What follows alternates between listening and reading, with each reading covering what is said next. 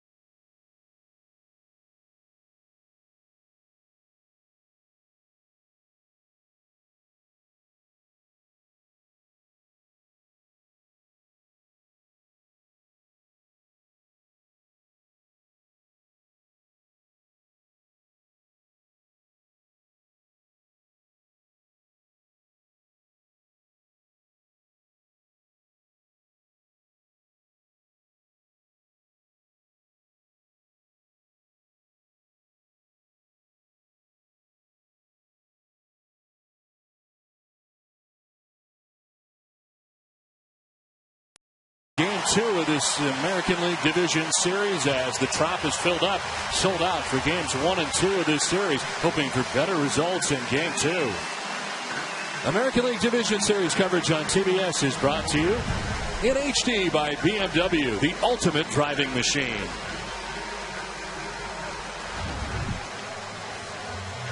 James Shields getting ready to deal with the Texas Rangers lineup that looks like this. Elvis Andrus leading it off here for game 2 with Michael Young at third base batting second. Josh Hamilton is in center field third with Vladimir Guerrero the DH. Nelson Cruz in right field. Ian Kinsler, their fine second baseman. New addition to this lineup, Mitch Moreland at first base will bat 7th. Matt Trainer doing the catching, he bats 8th. And it's Julio Bourbon who bats 9th in left field. So the bottom third of the Rangers order different for game 2 than it was in game 1.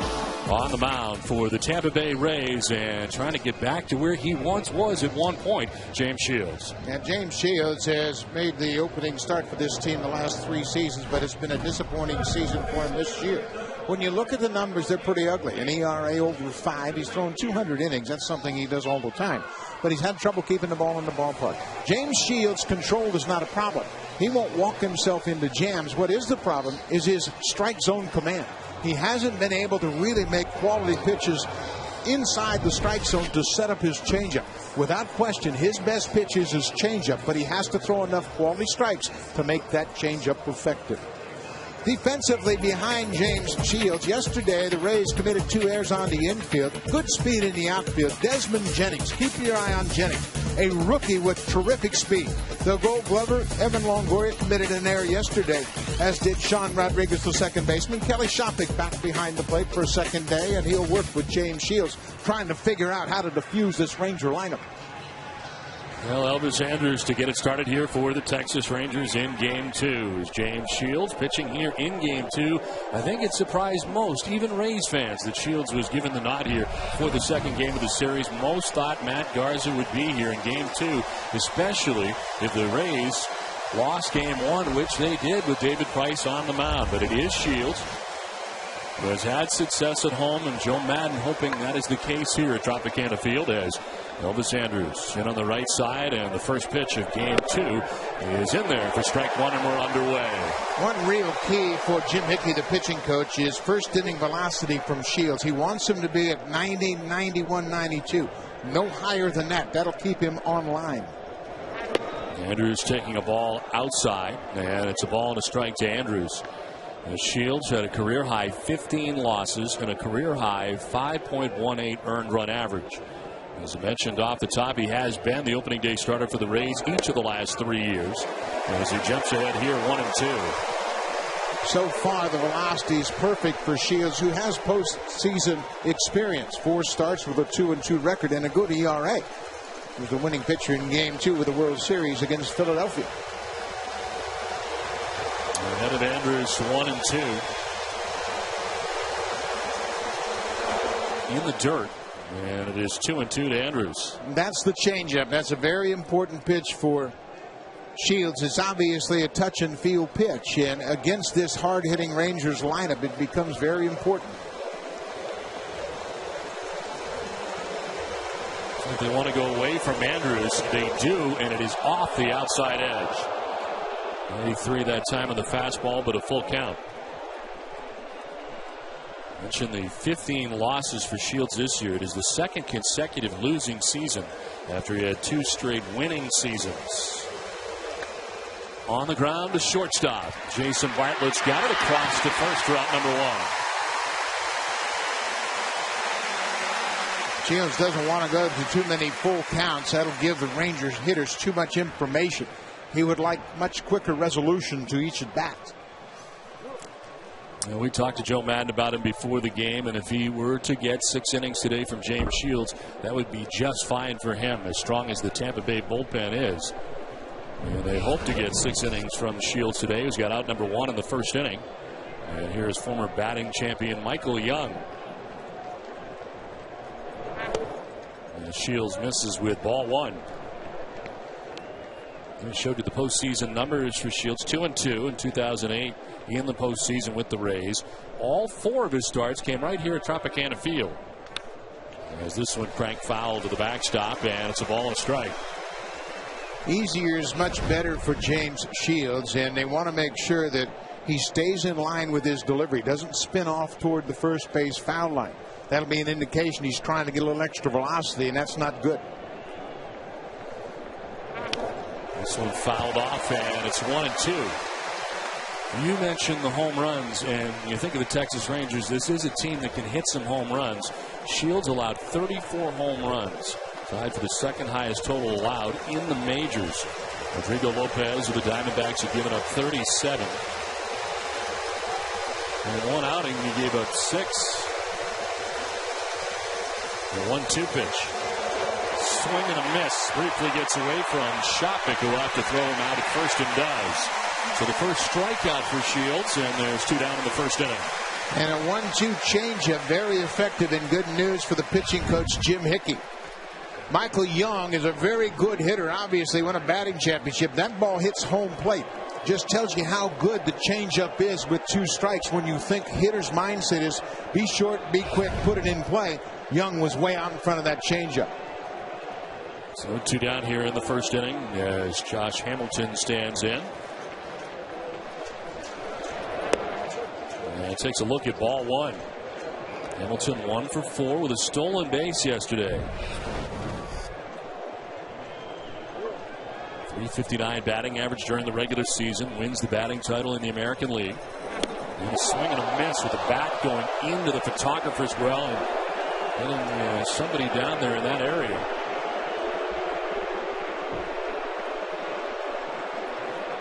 Hamilton lost the grip on the bat. That was a changeup.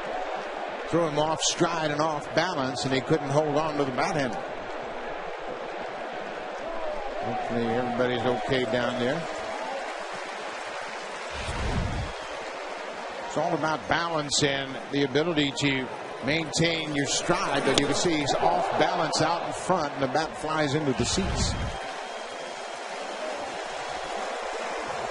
Hamilton after the 1-1 with his swing and a miss, and it's 1-2. The Rays are only going to tease Josh Hamilton with the fastball. They're going to throw it slow and slower. The slower the better to Hamilton. In the dirt, not enticing enough. And it evens up now at 2-2 to Hamilton. Hard to imagine. We talk about the balance of this lineup. You see Shields' changeup has been effective against Hamilton. But how about back-to-back batting champs, 1, 2, and 3 in the order for Texas? In the dirt again. As you say, soft again, and it's a full count. You saw the numbers for Hamilton in the past against Shields. He's just 1 for 10 against him in his career. The one part was a home run. On deck, Vladimir Guerrero, one of the biggest differences this year. A swing and a miss, and a good start for James Shields. Back-to-back Ks in the first. A 1-2-3 first. The Rays are coming up from the Trop.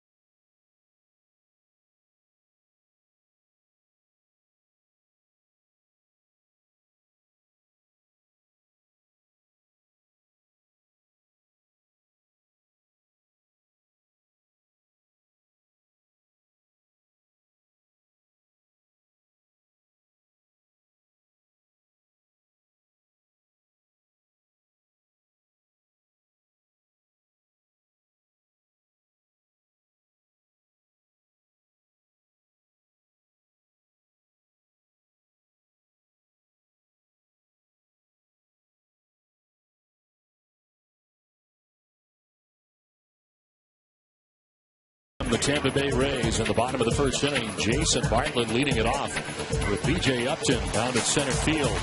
Speedy Carl Crawford in left field.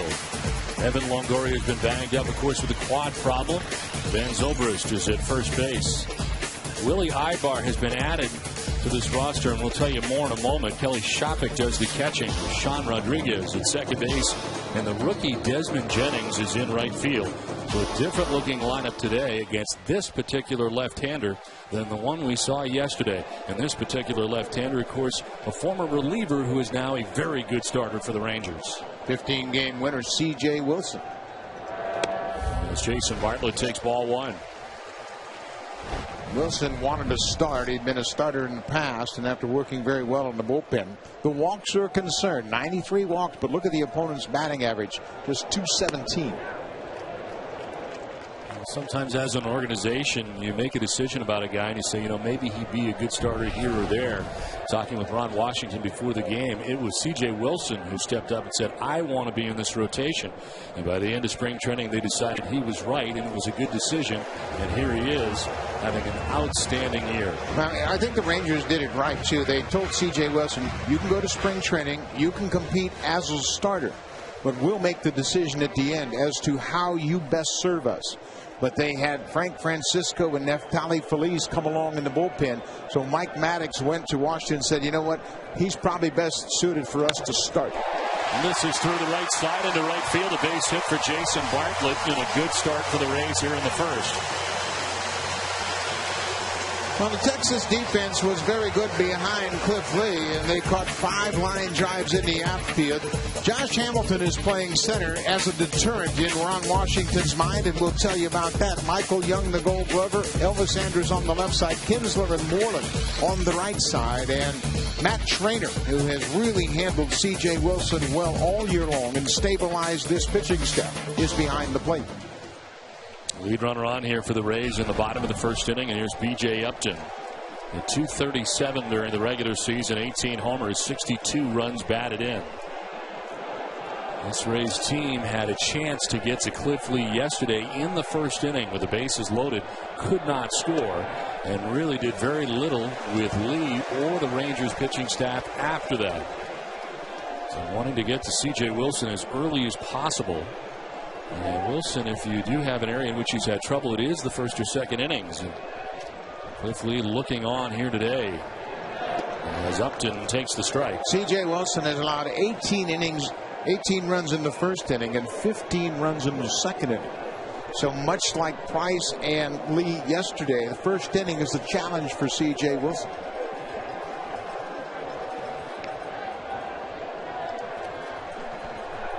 Upton gets jammed. A little pop-up foul ground over his Moreland to dive and make the catch. Quickly up with it as he makes the grab in front of the Rays dugout. Mitch Moreland laying it out and making a great catch for the first out.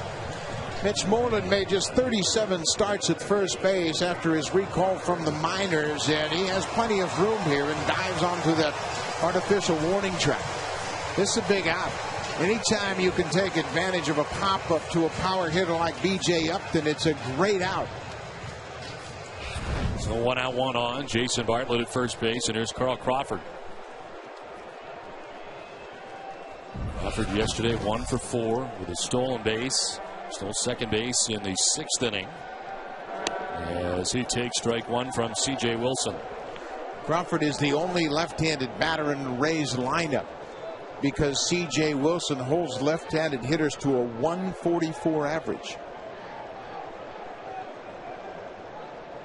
And has not given up a home run to a left-hander in 2 seasons, to give you an idea of how tough it is, as Crawford carves one foul back to the screen.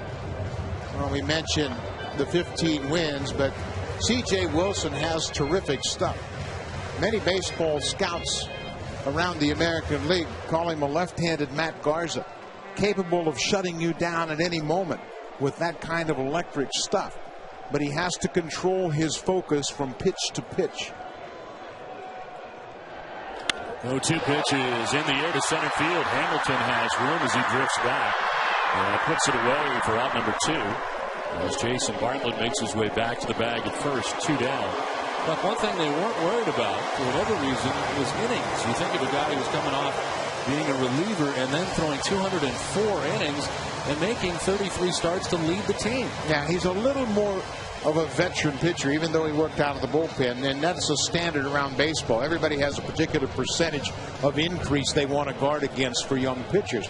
C.J. Wilson had Tommy John surgery and missed the entire 2004 season, so they were comfortable with the innings increase, going over 200 innings as a starter. Now 2 down. Jason Bartlett at first base. Here is Evan Longoria, been battling the quad problem. And playing through it, really, it is not 100% by any means. And yesterday, you could see a little bit that it is still bothering him. And we saw him make an errant throw yesterday. Very unusual for Longoria. Well, and the thing, too, I think his leg problems might show up more at the plate than they do in the field because he doesn't have that real solid foundation from which to hit.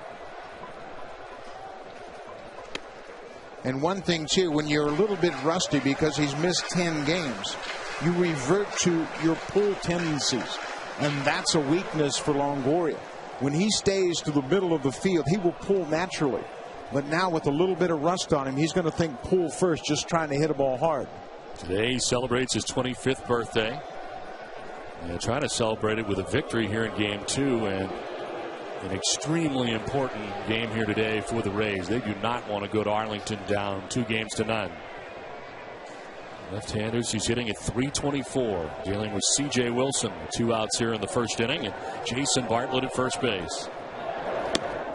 And that is in there for a strike. And that number is obviously when he's healthy, because left-handers will go backdoor with the breaking ball, and he can shoot the ball into the gap in right center when he's right, and then cover the inner half with his hands.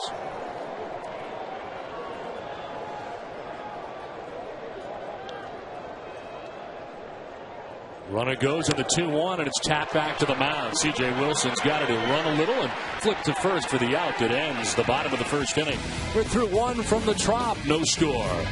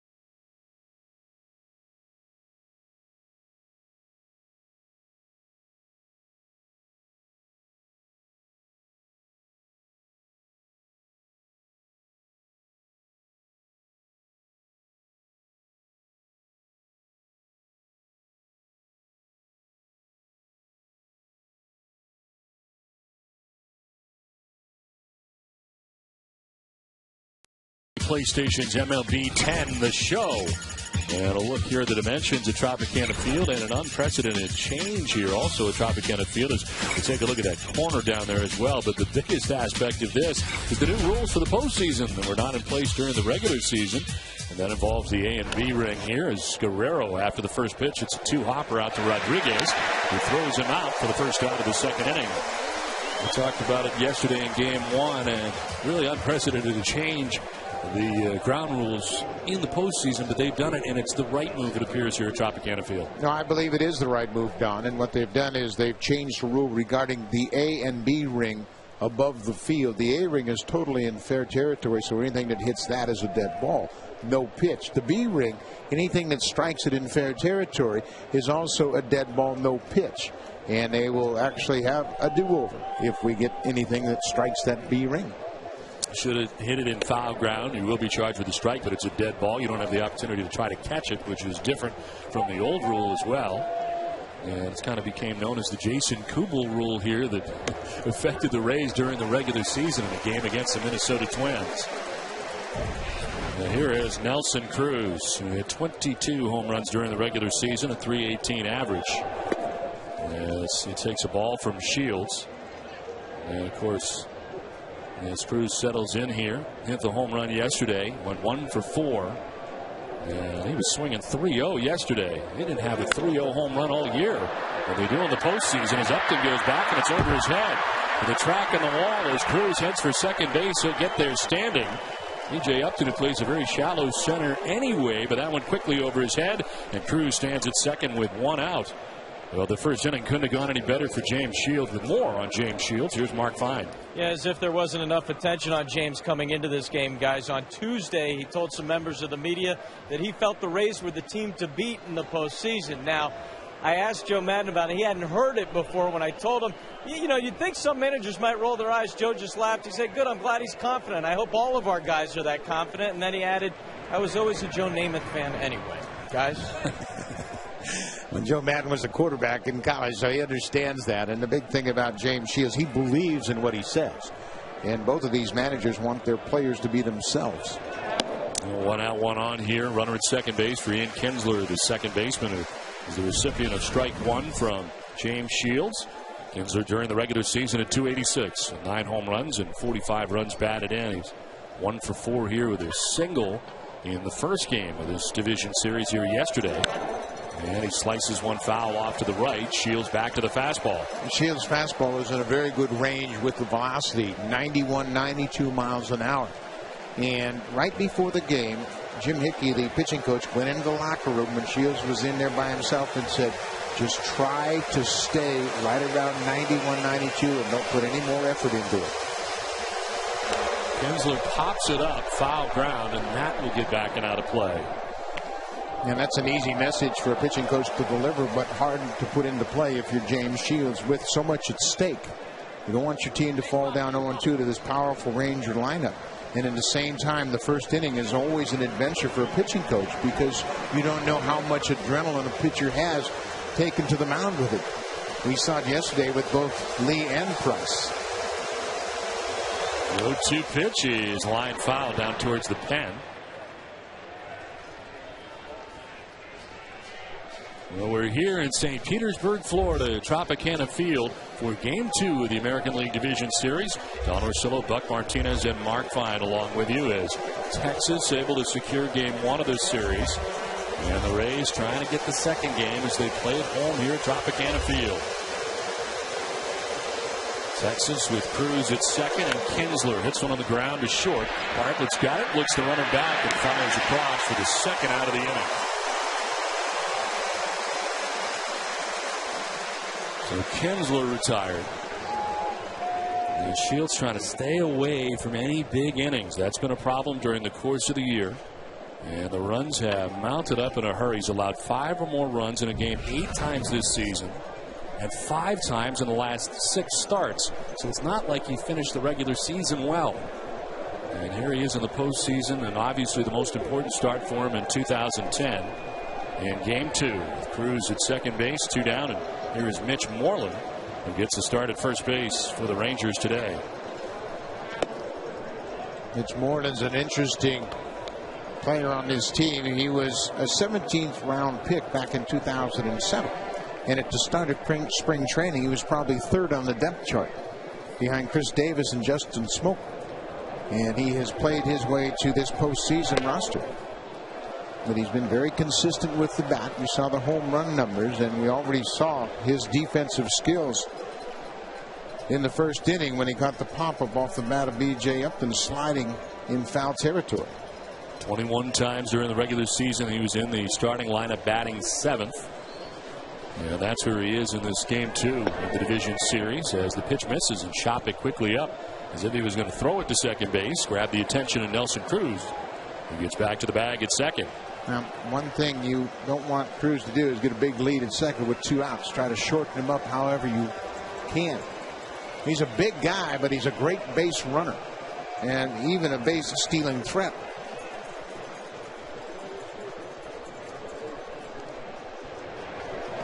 .30 pitch, and he is taking for strike 1. 3-1. A little better quality 3-0 pitch than we saw yesterday. Shields aware that there's going to be some green lights in this Ranger lineup if he happens to fall behind 3-0.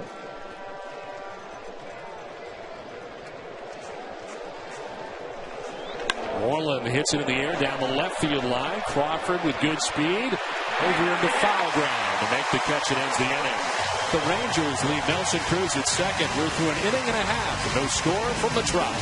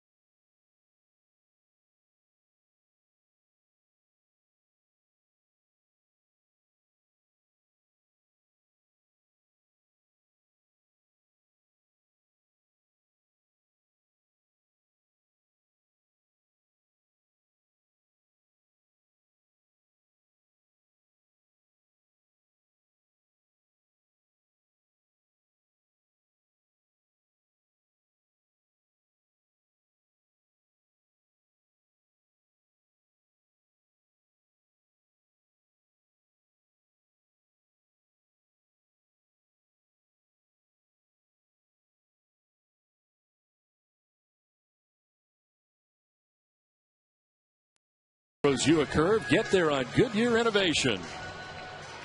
Another spectacular day in St. Petersburg, Florida, as we welcome you to Game 2 of this American League Division Series. The Rays and Rangers play on to the bottom of the second inning without a score, and Ben Zobrist leads it off for the Rays and takes ball 1 from C.J. Wilson. Wilson able to work his way around a leadoff single by Jason Bartlett in the first inning. Bartlett did not advance as he proceeded to get Upton, Crawford, and Longoria to get out of the inning unscathed. Zobrist batting out of the number 5 spot today for the Rays in this changing lineup. A down season for him after an all-star year in 2009. This year during the regular season, hitting at .238. And he played 151 games for Joe Madden.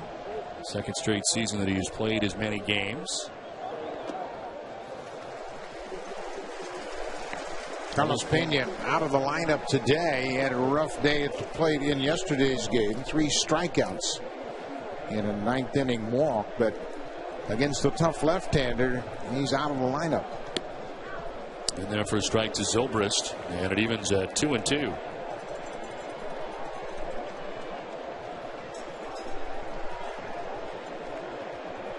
And David Price yesterday with the loss against the Rangers in game 1. This one is softly grounded foul. And you could tell yesterday when things are not going well for Price. He had a couple shots of the Rays dugout, and they looked like early on that a lot of the energy had been taken out of them. Something we've not seen from this Rays team all year long. But you could tell, boy, if Price is unable to win here today, they're really down really early yesterday. And Joe Madden noticed the same thing. He sure did, and he walked up and down the dugout trying to spark his boys early in the ballgame. He sensed it as well. And I think the Rays expected to win with David Price going to the mound, and they fell behind early. Kind of really diffused the enthusiasm in their dugout. As well as taking out the crowd completely here yesterday at Tropicana Field. This 2-2 pitch to Zobrist is lined to center. Hamilton coming in to make the catch. On that sinking liner, able to run it down out there in center field, and there's one down here in the second inning. Ron Washington has used a little bit of a defensive outfield alignment here today. He wanted Hamilton in center field in this ballpark. Take a look at this play. This is not an easy play for a center fielder. That line drive coming right at you, it's sinking. But Hamilton has great speed. But the reason he's in center field is to be a deterrent to keep Tampa Bay from going first to third on this artificial surface with that great arm. Ibar sends one out to left center, and Hamilton dives to make the catch out in left center field. So back-to-back plays as Josh Hamilton, first in right center and now in left center. And for Ron Washington, this is working out. Well, it sure is. He's got terrific speed, and he has tremendous closing speed. Right here, this ball is sinking quickly. Remember, Josh Hamilton is just recovering from fractured ribs, and he's not tentative at all about diving and making that catch. So we've seen him go to his left, we've seen him go to his right, and C.J. Wilson loves it. Here, you hit this one to Josh. 0-2 down here in the second inning with Kelly Shopik coming up. You see Willie Ibar, he was not on the roster yesterday. He's on the roster today because Rocco Baldelli is not. And unfortunately for Rocco Baldelli, left leg fatigue, was suffering from the mitochondrial syndrome during the course of his career and was just too tired after yesterday's game. And yesterday it was really tough on him. The doctors took a look at him after the game, and it was decided that he would not continue in this series. And what it means is he's not allowed to return in this series or the next with the roster change here for the Rays. Yeah, it's such a tough break for Baldelli and the Rays, but he just couldn't answer the bell and continue in this division series. Many thought Willie Ibar would be on this roster in the first place, but he finds his way onto it in game 2 of the series and lines out here for the second out of the second inning is Kelly Shopik with a count of 0-1. Well, there are many skeptics around baseball who say, well, Tampa Bay is just manipulating the roster after a bad start for Pena and Baldelli. But we were in the office. Joe Madden was talking with the training staff. Joe Madden very genuinely told us Rocco just can't do it. Physically, he can't do it. And they were so upbeat and encouraged by Baldelli. Over the 10 games in which he played, they thought he'd be an asset, but now the physical problems just won't allow him to continue. Having been around him a lot over the last couple of years, I have no doubt in my mind that this is an honest thing as far as it goes. You take a look at the problems for him not being able to go day 2 after day 1. You just don't know. And you wonder about the amount that went through him in game 1, how much the playoff adrenaline takes out of you in that first game with that situation already taken under consideration. Yeah, under normal stress of a regular season game, he had a tough time playing in back-to-back situations. And you have to think that the added adrenaline and excitement of playing in a championship game really multiplied his problems.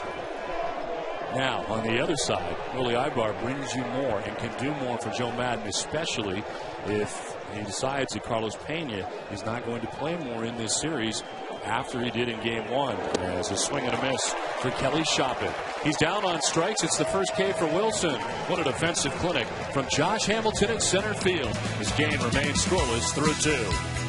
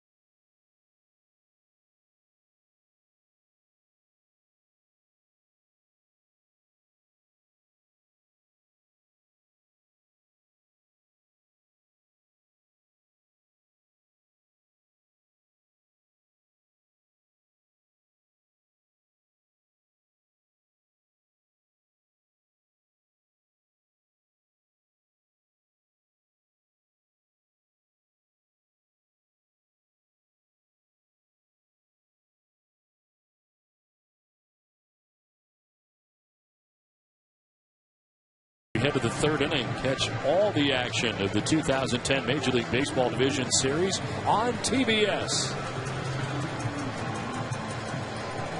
One of the nooks and crannies here at Tropicana Field in St. Petersburg down that left field line as we get ready for the third inning.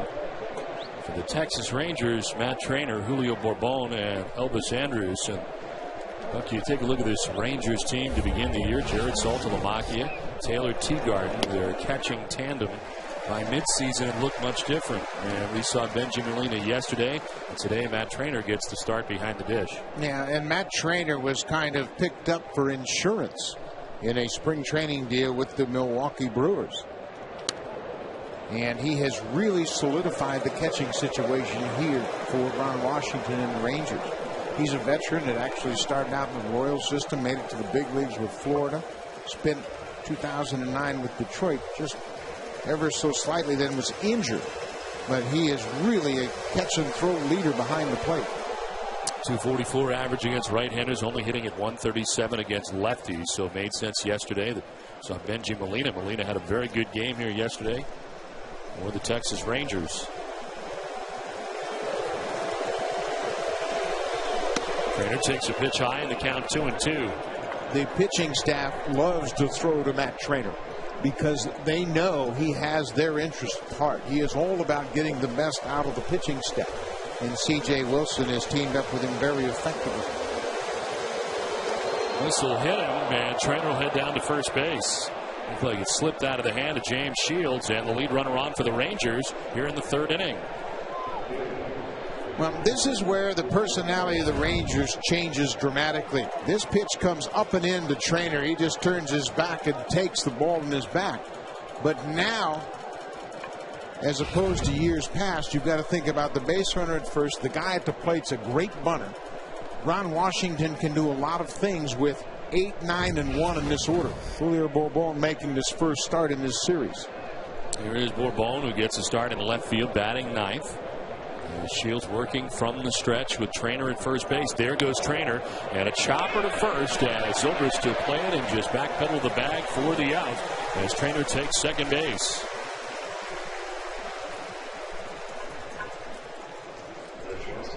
Well, here's today's language of the game, brought to you by Foster's. Today we focus on productive outs.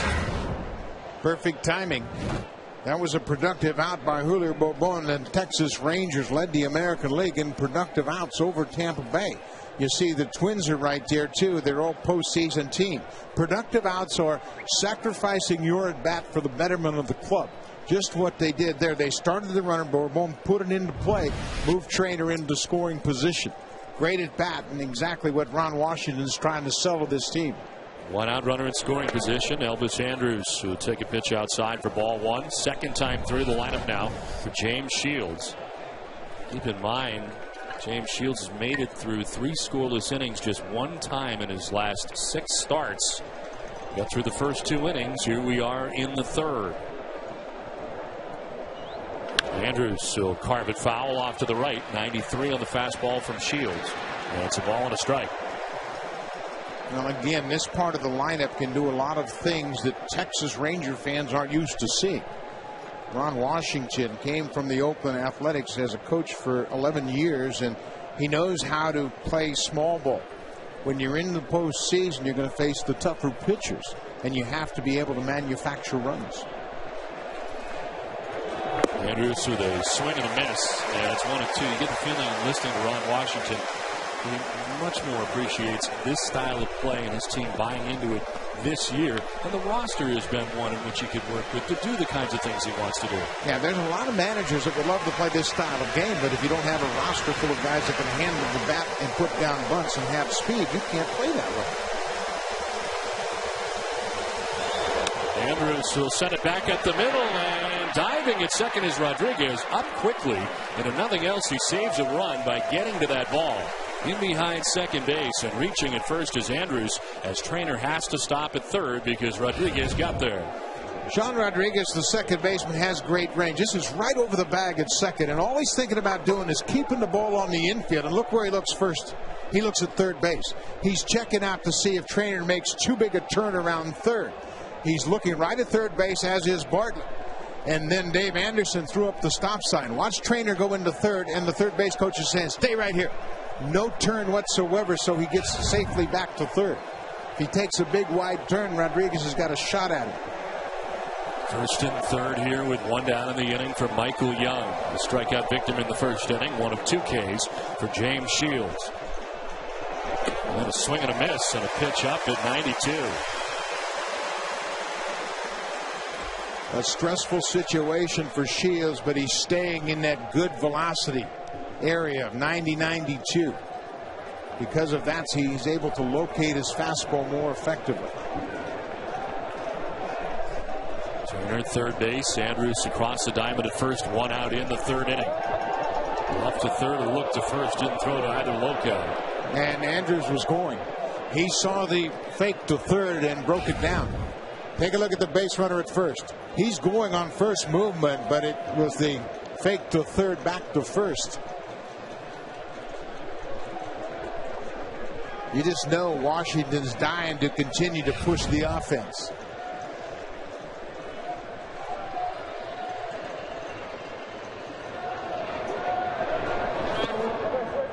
Speed is such a distraction. The threat of steal at first in Andrus. Michael Young now has the advantage of James Shields with his attention in 2 areas. He's got to worry about the base runner at first and worry about a tough hitter at the plate with a runner at third base. And in the series, that was a concern for Ron Washington and the Rangers, was the aggressiveness of the Rays. First in the American League in stolen bases. This throw will get away, and from third base comes Trainer. The Rangers will score first and lead it 1-0. Shields on a check on Andrews. All kinds of concern with him over there at first, and it becomes costly on the errant throw. The Rangers take a 1-0 lead. Speed will distract you and force you into mistakes, and that's what happens with Shields. He was so concerned about Andrews, the ball gets away from Zobrist, and Matt Trainer on his toes at third base never hesitated to break for home. Remaining at first base is Andrews as the Rangers lead it 1-0. Now a pitch up top for a ball. Ron Washington told us earlier he was really happy to have Trainer, Bourbon, and Andrews back-to-back in the order. Those three guys can make a lot of things happen. Trainer got hit by a pitch, scores the first run of the ball game because of a productive out by Bourbon, and an infield hit by Andrews. Charge Shields with the error that scores the run. 2-1 pitch is fouled off to the right, and it's 2-2 to Michael Young. The Rangers have forced the Rays into 3 errors already in this series. They are a different ball club, Texas is.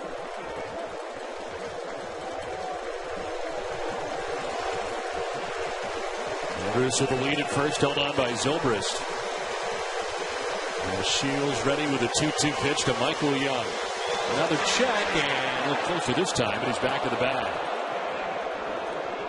And this is a pretty good action count for the Rangers, 2-2 with 1 out. You start Andrews, you create movement on the infield, might find a hole for Michael Young. Kelly Shopik checking the running game from the dugout.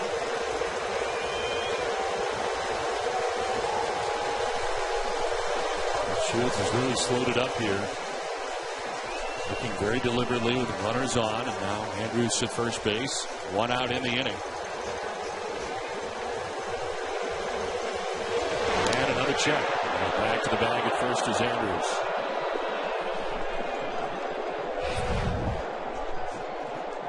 Andrews, just the threat with him at first base has really been a concern for Shields. Andrews going for that outside corner of the bag with his right hand, farthest away from the tag of Zobrist. Andrews with a good sized lead as the pitch is fouled off by Michael Young. Let me ask you this at first base. A big difference between Zobrist and Carlos Pena defensively. You know Pena is an outstanding first baseman. Does that ever happen if Pena is at first base? Now, it's hard to say. The throw was into the base runner, and Zobrist had to reach back for it. But Pena is a left-handed fielder, so he could reach in there easier with his right hand with the glove on that right hand. It's a more difficult reach across your body if you're Zobrist right-handed. 2-2 to Young. There goes Andrews. This one, as he falls down in the delivery, ends up being almost thrown away, but somehow Shopik gets to it as Shields falls down at the end of that delivery. It went behind Michael Young, and Shields has really lost his delivery here. Watch where the ball goes. It actually goes behind Michael Young, and somehow Kelly Shopik gets a glove on him. But boy, oh boy, you talk about base runners affecting an inning. Just having the 2 base runners on to start, first and third, and Shields has been a different pitcher. Look at where that pitch ends up. Obviously, he caught his spikes on the mound and lost his delivery. Andrews stealing the base. He is in scoring position at second with 1 out in the inning as the Rangers look for more here in the third. Michael Young in a lengthy at bat. The full count now 3-2.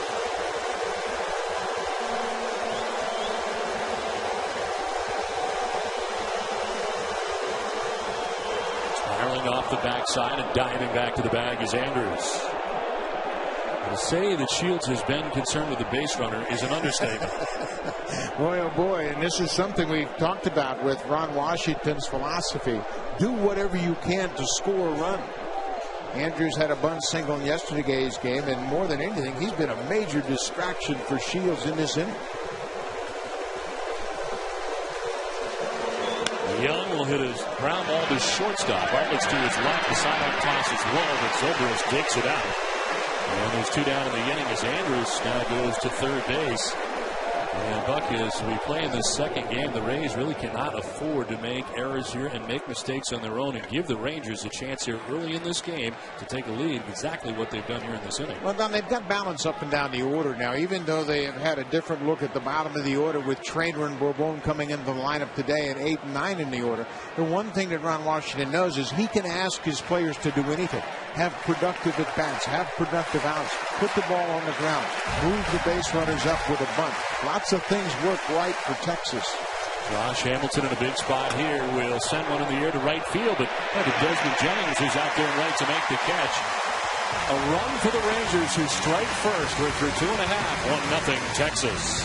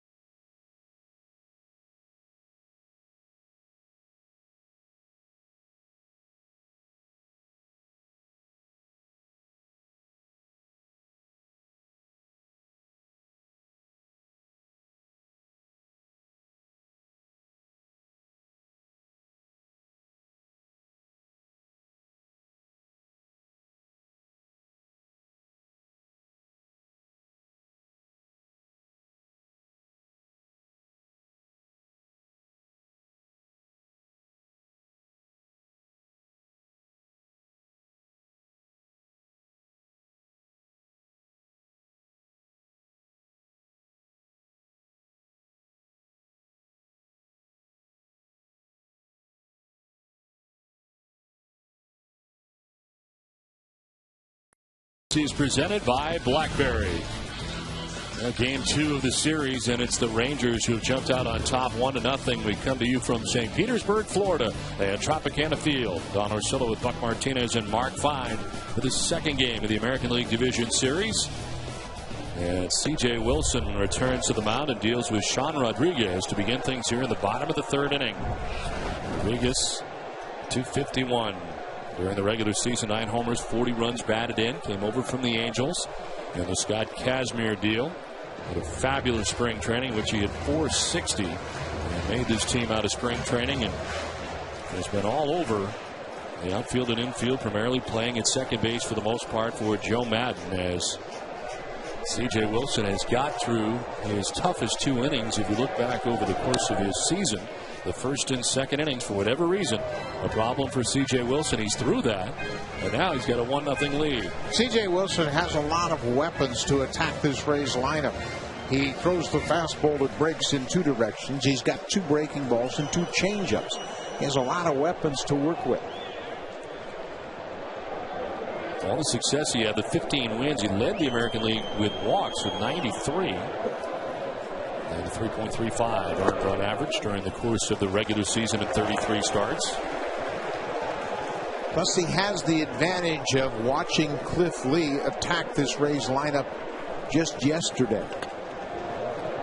And I asked him specifically, how will that help you? He said, if I see Lee doing something that's working very effectively, I will pick up on that pattern. Well, it's the fastball command that Lee had yesterday that was so effective. Just 5 hits in 7 innings, didn't walk a batter, and struck out 10. Threw 104 pitches.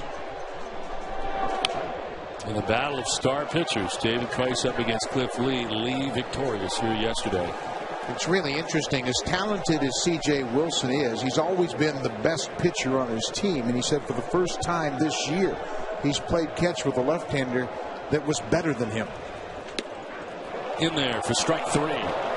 Wilson struck out Shopik to end the second. He opens up the third with a K of Rodriguez, and we check back in with Mark Fine. Yeah, you guys talking about that relationship with Cliff Lee. C.J. Wilson says, he's a fan. Lee has helped him out a lot this season. When I asked Lee about Wilson, he said his stuff is as good as anybody in the bigs. I kind of made sure I heard him right. He said, you did. I asked Ron Washington about it, and Ron Washington said it is. He just needs to trust it at this point in his career, guys. Okay, Mark, thanks very much. One down here in the third inning, and Desmond Jennings. It's a nice story. He appears to be the heir apparent for Carl Crawford and the departure of that they're anticipating at the end of the year. This guy is a special player, and here he is in the postseason for the Rays. Yeah, he's a 10th round pick back in 2006, and the only reason he was still around in the 10th round for Tampa Bay was everybody thought he was going to play football. Went to junior college and played football as a wide receiver. Marvelous athlete that can really run. Almost in that Carl Crawford category with speed. He was second in the International League this year, playing in AAA with 37 steals, 37 out of 41 in attempts at AAA Durham this year. He got his first taste of big league action this season. Well, Tampa Bay loves athletes. Carl Crawford was an option quarterback that was destined to play at Nebraska. And he was also a guard in the basketball and had an opportunity to play at UCLA. To give you an idea how talented Crawford is. Tampa Bay loves athletes like Crawford and Jennings. 3-1 to Jennings is in there for a strike and a full count. It's amazing how well the Rays have done in their draft picks and how well those picks have performed for them at the major league level. They've done a great job, and they know their development system very important for them. As this one is sent down the left field line and will curl foul. And there Mike DeMuro taking a look at left field umpire. Well, you can see Jennings has easy pop. I mean, that was a 2-strike swing that he just put the head on the ball and got great extension. It is clearly foul, but certainly had home run distance. 7 in a row retired by C.J. Wilson. The 3-2 pitch to Jennings is in there for strike 3. Jennings knew it, and he takes with him the third straight strikeout for C.J. Wilson. 2 down here in the third inning. Another page out of Cliff Lee's book, a backdoor cutter. Not much you can do about it. You see it off the plate, and then the cut movement brings it back over the outside corner. Cliff Lee did this all day long against Tampa Bay yesterday. We mentioned 104 pitches for Lee. 90 of them were either inside or outside, but on the corner. Former Rockies manager Clint Hurdle there alongside with him. Now the hitting coach of this Rangers team is Jason Bartlett. Stands in and takes strike 1. Second time through the lineup now for C.J. Wilson. As Bartlett singled to right field, it's the only hit and only base runner so far for the Rays in the game. One of the things the Rays were worried about heading into this postseason, where were the runs going to come from? How are they going to score them? And so far they have had trouble doing that in these first 2 games. As Bartlett will ground to short, Andrews is there and pulls his counterpart out at first base. It's a 1-2-3 third inning. C.J. Wilson right now rolling on top 1-0.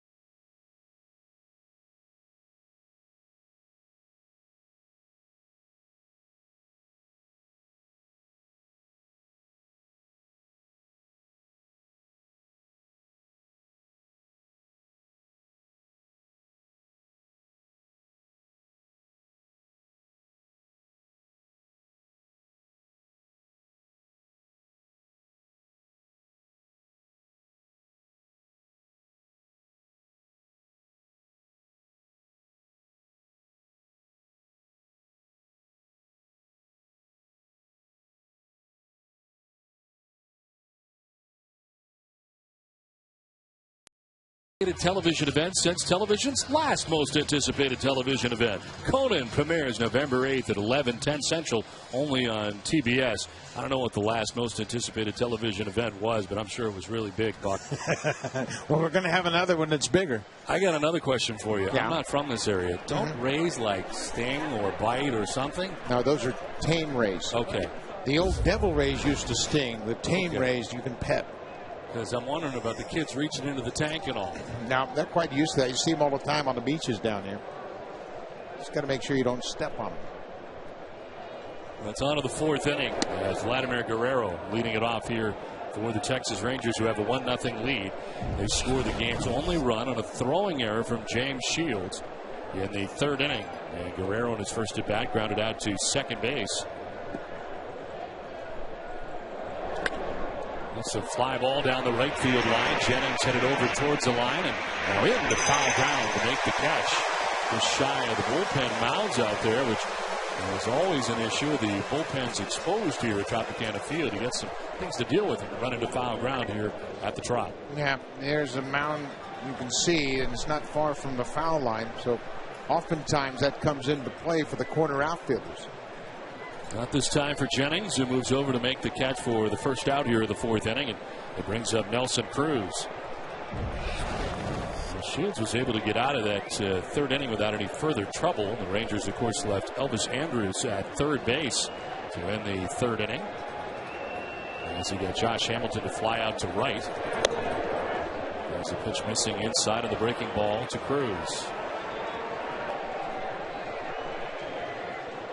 Here at home, and part of the reason he's making this start, 2-0 against the Rangers in his career. And this ground ball to third. Longoria's got it to throw across in time. 2 down. And the ballpark in Arlington, a very difficult place to pitch in, and Shields is a fly ball pitcher like most of the Rangers starters. So they just felt if they were going to use 4 starters, and that's the intention of Joe Maddon, Shields has got to start one of them, and why not put him in the best possible situation to succeed? That would be pitching here in this ballpark. So 2 down, 4 in a row retired by Shields, and it brings up Ian Kinsler. Kinsler grounded out to shortstop in the second inning.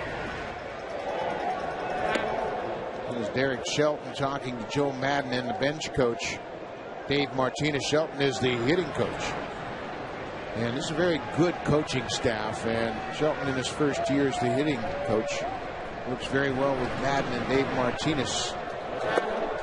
Joe Maddon finishing the first year of a 3-year contract that he signed at the end of 2008, which, take a look at that contract for him, certainly deserving. Amazing how he individually, and there are other people involved, changed the mindset of this Rays team, going from losing all those years in Devil Rays uniforms to turning it around and believing they could even get to the World Series in 2008. Here's a drive to deep left field for Ian Kinsler. Deep, far, and gone. Ian Kinsler, it's his 10th home run of the year, 9 during the regular season, and takes one out of the yard here to put Texas on top 2-0.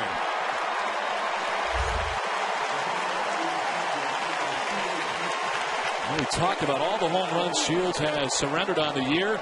And he gives one up here to Ian Kinsler to give Texas the 2-0 advantage. And then again, Shields falling behind 2-0 to Kinsler. And this is a very aggressive hitting lineup. They're going to get the green light in a lot of situations to swing the bat. You can see middle. Just didn't get it where he wanted. The target was down and away. And that's what we mean about strike zone command. It was going to be a strike, but it was in the wrong location. Mitch Moreland gets under this and hits it up near the catwalks. Doesn't touch anything. It's the second baseman, Sean Rodriguez, who makes the catch that ends the inning. But a solo shot for Ian Kinsler. And the Texas Rangers have taken a 2-0 lead in Game 2.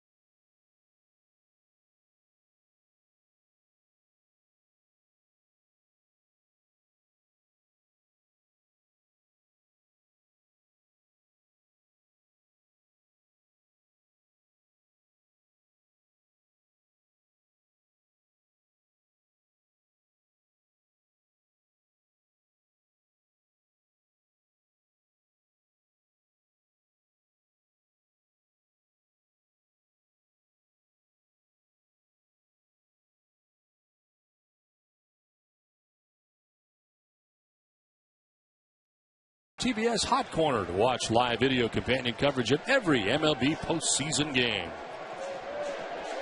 Welcome back to St. Petersburg, Florida, as we head to the bottom of the fourth inning, and B.J. Upton leads it off and takes strike one from C.J. Wilson. The Rangers have added their lead. Ian Kinsler with a home run in the top half of this inning. His solo shot puts Texas on top 2-0. It is B.J. Upton, Carl Crawford, and Evan Longoria scheduled to bat here in the bottom of the fourth inning.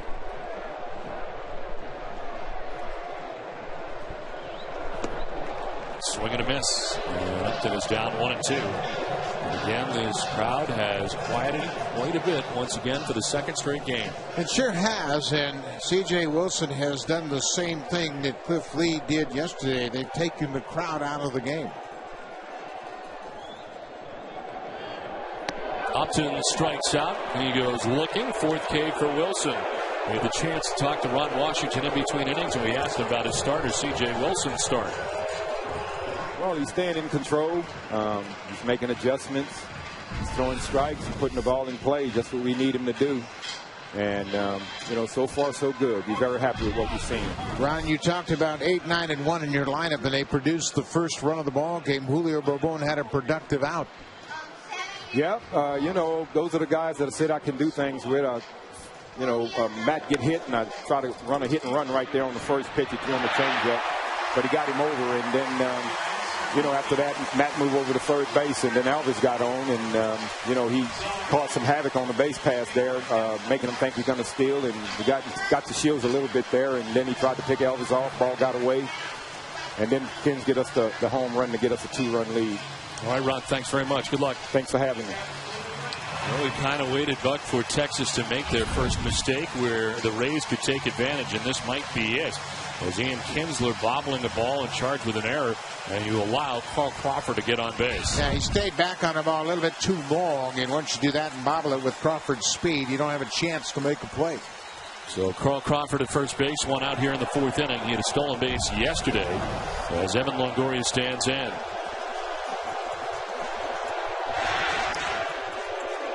Wilson doesn't have a particularly good move to first base. Very kind of deliberate, and that's something that's going to improve as he starts more games. This is his first season in big leagues as a starter. But one thing he does do, he keeps the ball in the yard. He only gave up 10 home runs all season long and only 3 over his last 16 regular season starts. Longoria hits it in the air to center field. Josh Hamilton is out there waiting on it, and he makes the catch for the second out of the inning. And Longoria, he's 0 for 2 in this game 2. We mentioned that Wilson was going to keep the ball away from Longoria. This ball is a perfect pitch. He reaches for it. It's off the plate, and it's a lazy fly ball to center. There is no reason to try to challenge Longoria on the inner half of the plate yet. He has to prove first that he can drive the ball away before you have to make any adjustments. 2 down here in the fourth inning. Crawford still at first base, and here's Ben Zobrist, who lined out to Josh Hamilton in right center. It was the first of 2 very good catches by Hamilton out in center. One was in right center, and then the next one in left center off the bat of Willie Ibar. And Hamilton up to the task on both occasions out there in center field. It showed no ill effects of diving here on the field turf at all. No problem for the ribs. This is the situation why Washington wanted Hamilton in center with a runner at first to try to guard against first to third. With Hamilton's great arm, he can make Crawford think twice about going first to third.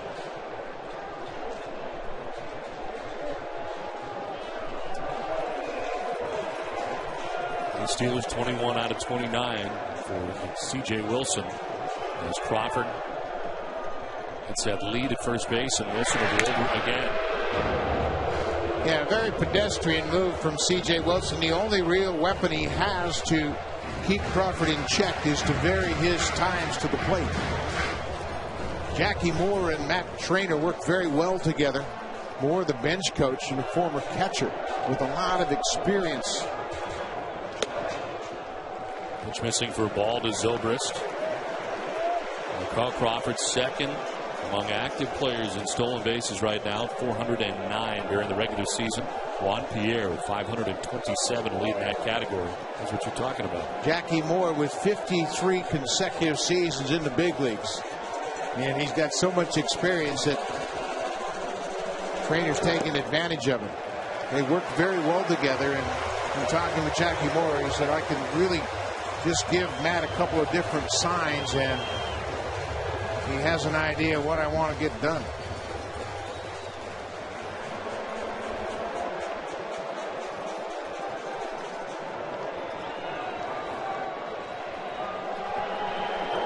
.30 pitch is in there for a strike. Zobrist take it all the way, and it's 3-1. That's the second 3-ball count for C.J. Wilson through 3 2/3 innings. And Ben Zobrist here, batting with 2 down, and Carl Crawford at first base.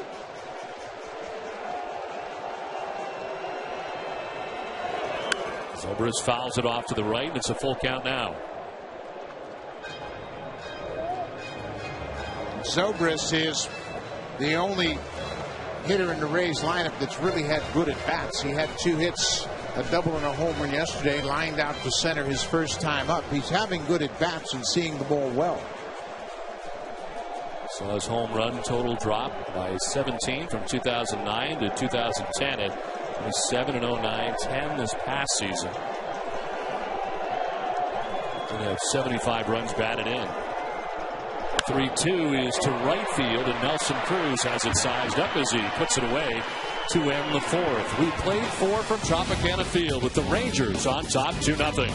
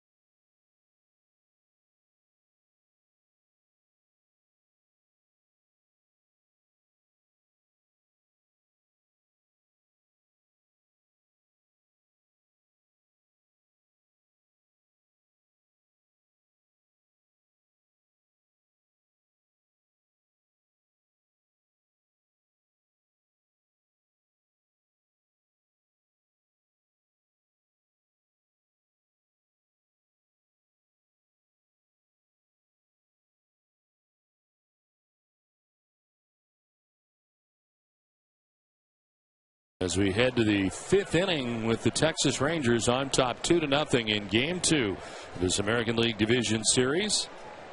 And it is Matt Trainer who leads it off here for the Rangers and takes strike one from James Shields. It is Trainer, Bourbon, and Andrews.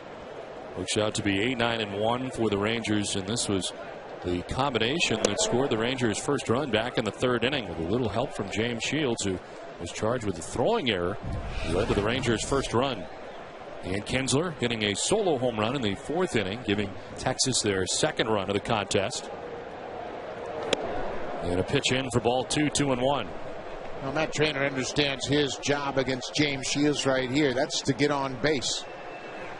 You get on ahead of Julio Bourbon. As we saw earlier, they can play hit and run. Bourbon can bunt. There's a lot of things offensively you can do if you get on base to start the inning.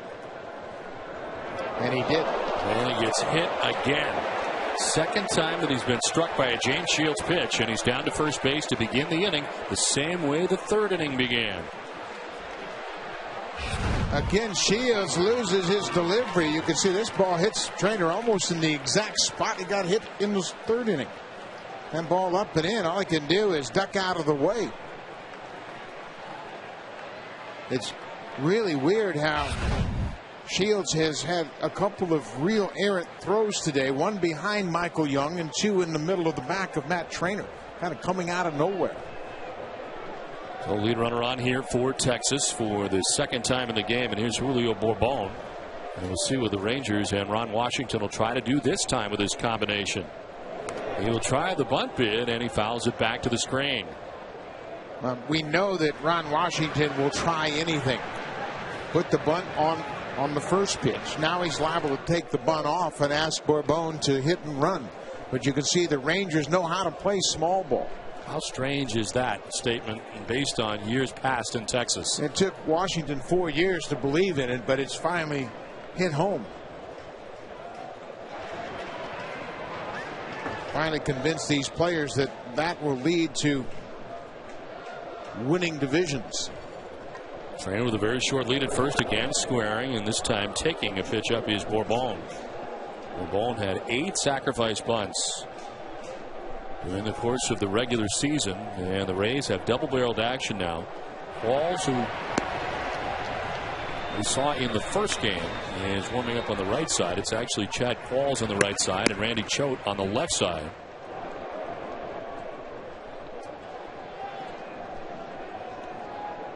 As Julio Bourbon waits on a 1-1. He put the hit and run on the last time Trainer was at first. And he moved to second on the ground ball out.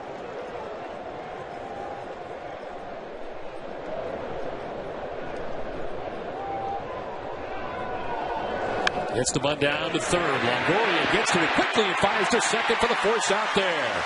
So it works against the Rangers that time, as Longoria right down the line was there to retrieve it quickly, got to him quickly, and he quickly was able to throw out Trainer at second base. And Longoria was crashing hard, and the ball was bunted right at him.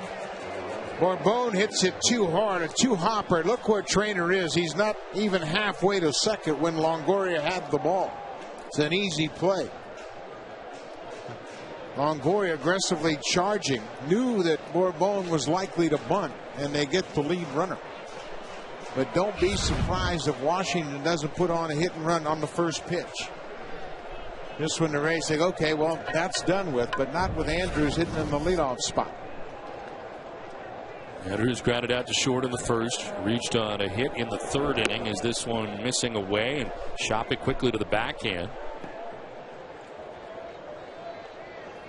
No doubt times today when Shields has really struggled with his control.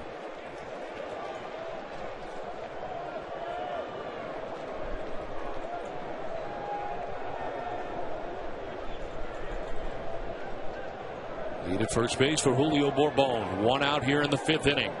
And a 1-0. Andrews takes it outside again. This was a little closer, and it's 2-0.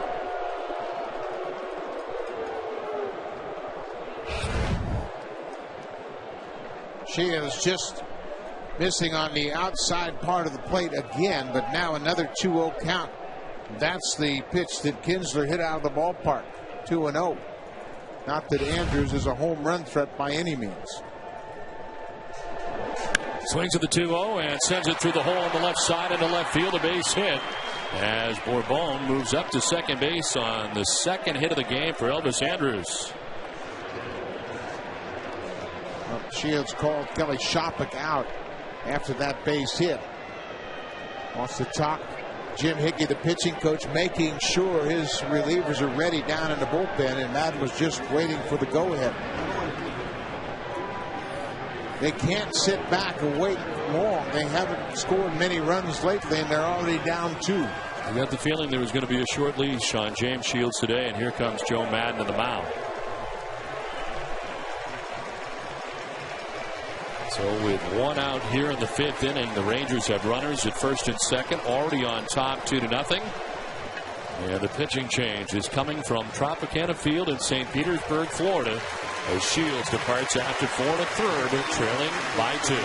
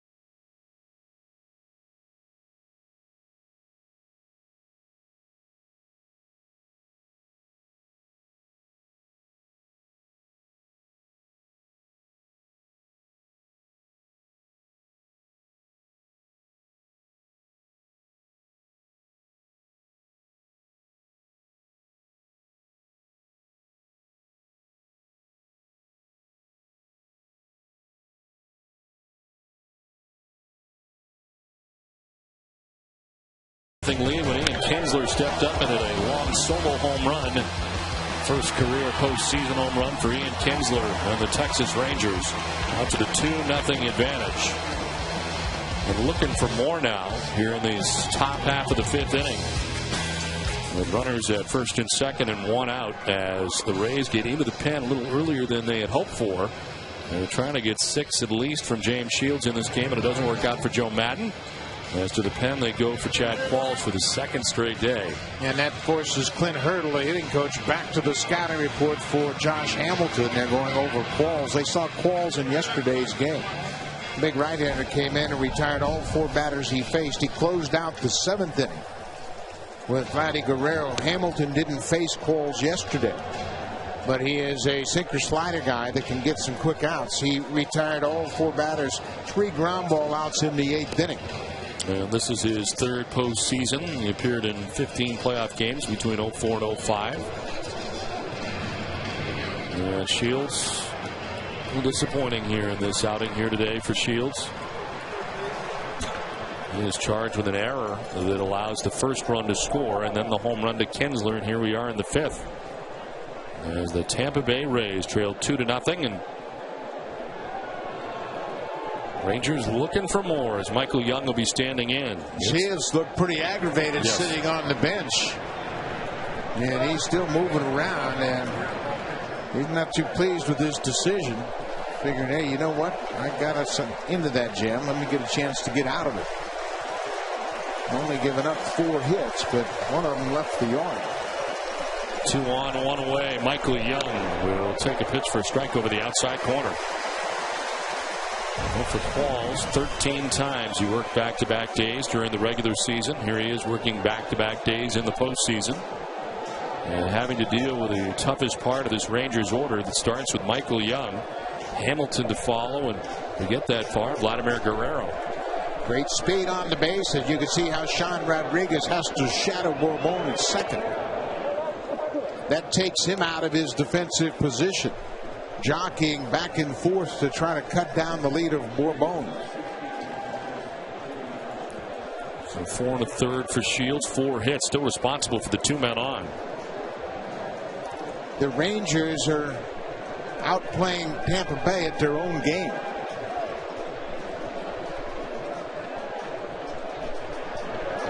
It's outside. It's always been the Rangers base runners that have gotten into the heads of opposing pitchers, and now it's Ron Washington's speed that's been a determining factor so far in this game. And the Rays have had trouble getting their men on to have that opportunity to get the speed going that led the American League in stolen bases during the course of the year. First and second with one out here in the fifth. Young waiting on a 2-1 pitch from Chad Qualls.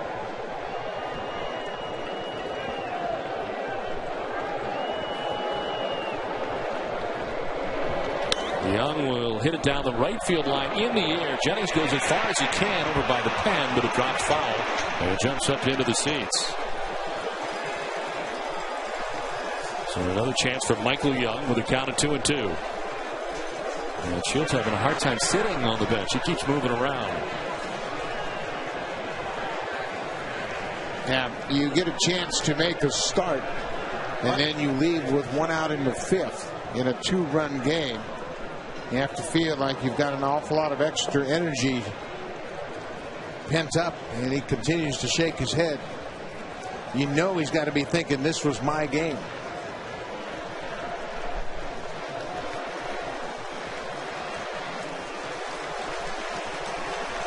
Kinsler hit a 2-0 pitch out of the ballpark.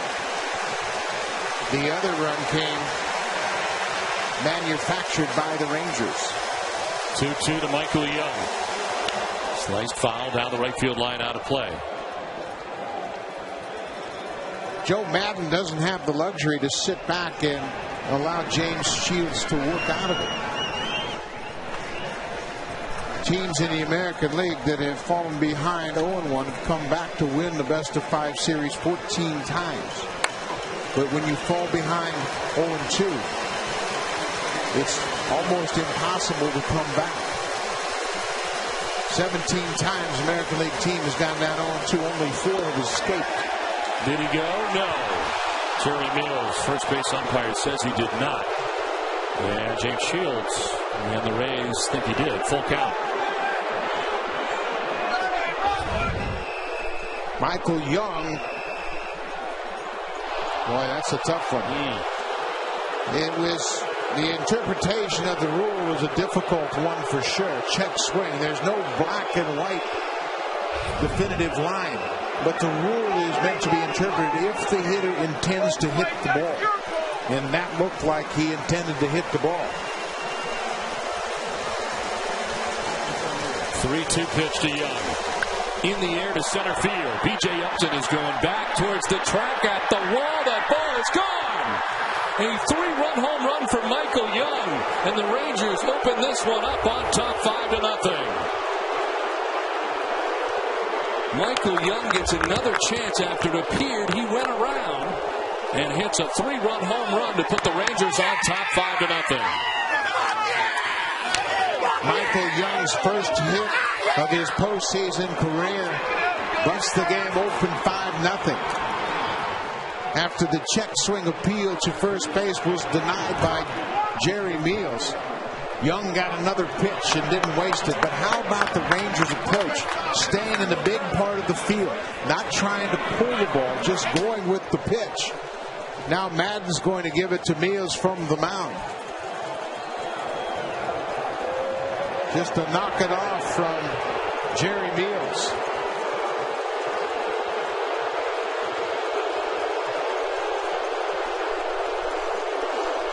Jim Wolf has tossed Joe Madden from this game. Home plate umpire was out there to break up the conference, and now Joe Madden's going to tell him what he thinks about that what appeared to be missed call. And a frustrated Joe Madden, no doubt, by the way this series is going, and it boils over here. Well, Joe Madden was out in the first inning of yesterday's game when he thought Carlos Pena was hit by a pitch. Jerry Mills at first didn't give Madden the call he thought he deserved on the check swing. And there's a lot of frustration now in that dugout. Shields first, and now Madden has been tossed from the game.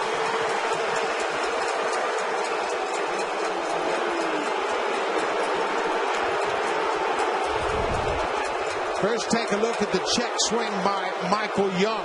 He appeared to go far enough to have it called strike 3. Then he gets one more pitch from Chad Qualls. Center, and he takes it to center.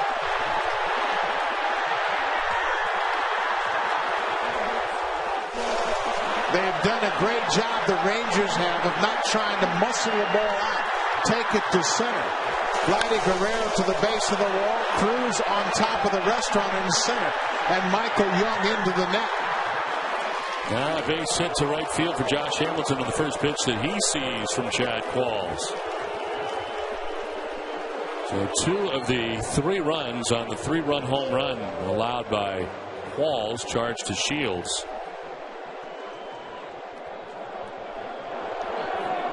Joe Madden tossed for the 5th time in 2010 as he is ejected from this game. And another base runner here for the Texas Rangers in the 5th. Still just 1 out. Here comes Vladimir Guerrero. He is 0 for 2. He's grounded out to second base in the 2nd inning. Fouled out to the right fielder Desmond Jennings in the 4th inning.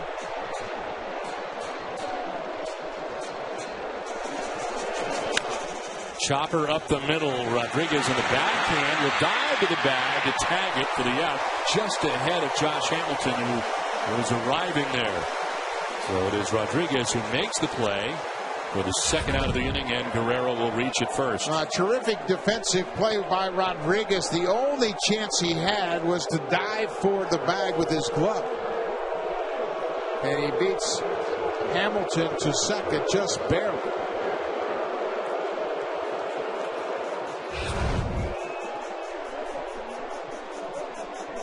So runner at first in Guerrero, 2 outs in the inning, and Nelson Cruz is the batter. He is 1 for 2 in the game. Cruz doubled in the 2nd inning, grounded out to 3rd in the 4th inning. And take strike 1.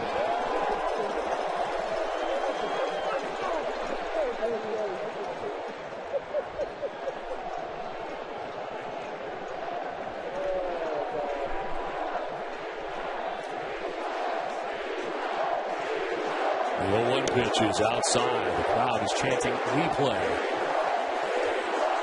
Well, they're chanting replay for a couple of reasons, and it goes all the way back to the Derek Jeter incident we talked about earlier, right in this ballpark, when Jeter was awarded first when the ball hit his bat. And then the Pena hit by pitch yesterday that was called a foul ball. Nelson right side, vacated right side, and it'll find its way into right field. Guerrero goes first to 3rd, and the throw is cut off. The Rangers have runners at the corners with 2 down in the inning as Nelson Cruz comes up with his 2nd hit of the game. And again, the Texas Rangers that have always been accused of just pummeling the baseball, hitting it out of the park, going to center field, to the opposite field, taking advantage of mistakes and running the bases very well. Vladimir Guerrero never hesitates and makes a great turn around second to get over to 3rd base. I mean, this is exactly the type of baseball Ron Washington envisioned when he got the Rangers job 4 years ago. 1st and 3rd with 2 down here in the 5th inning. Ian Kinsler, who homered off James Shields, the starter for the Rays in the 4th inning.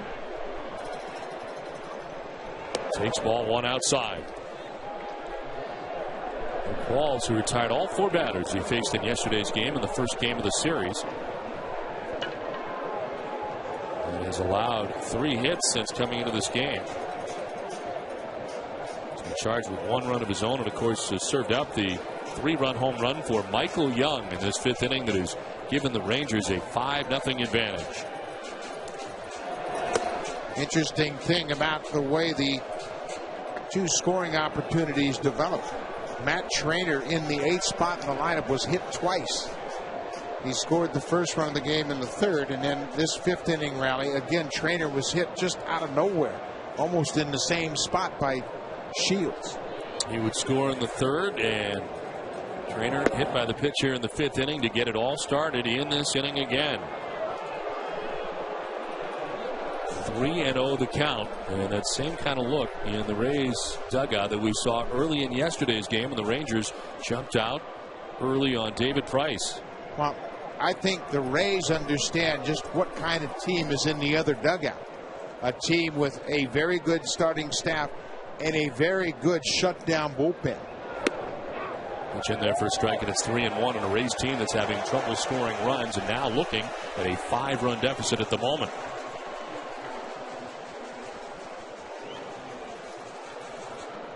Guerrero at third base, Cruz at first base, and 2 down here in the 5th inning. There goes the runner at first as Kinsler sends it into left field, a base hit. Guerrero will score from third base, and the Rangers take a 6-0 lead. So a 2-out RBI single for Ian Kinsler, and he picks up his 2nd hit of the game as Texas on top 6-0. And here comes Dave Martinez to make the change. As that'll be it for Chad Qualls. The Rays will move on to their 3rd pitcher of the inning here in the 5th. And the frustration for the Rays in this game, rolling over. They've seen their manager ejected on the other side. Elation for the Rangers, who now lead it 6-0.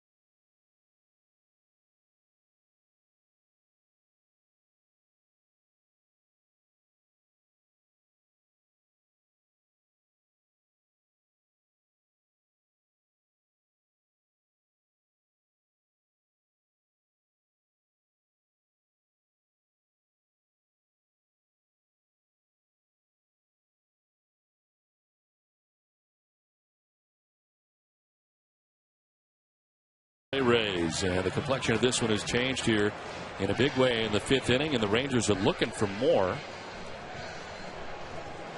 as Michael Young with a 3-run home run in this inning. The end of the game for the Tampa Bay Rays. Their only left-hander they have in the bullpen is Randy Choate, and he is into this game.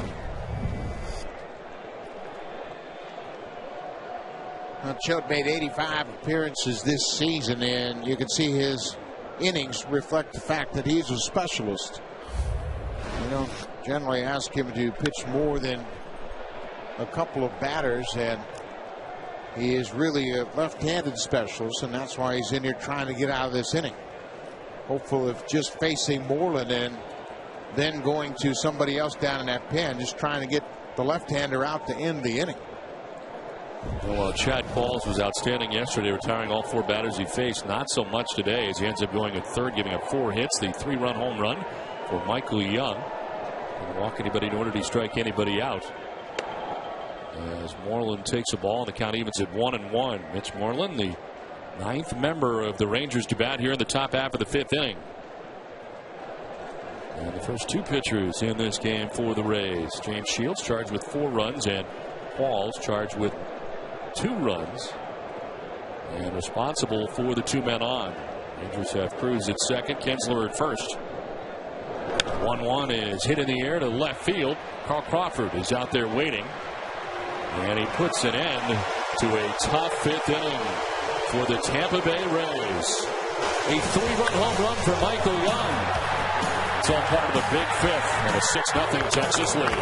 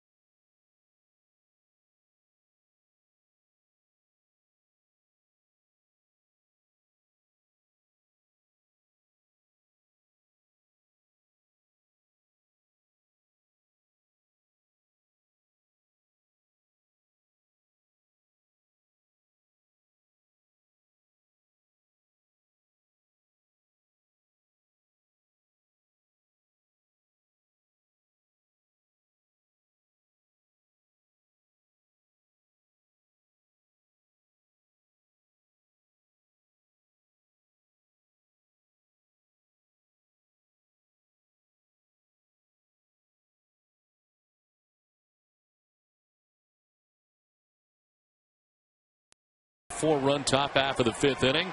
Dave Martinez at the helm now, the bench coach for Joe Madden, who was ejected in the top half of the inning, arguing the check swing as called by Jerry Meals, the first base umpire.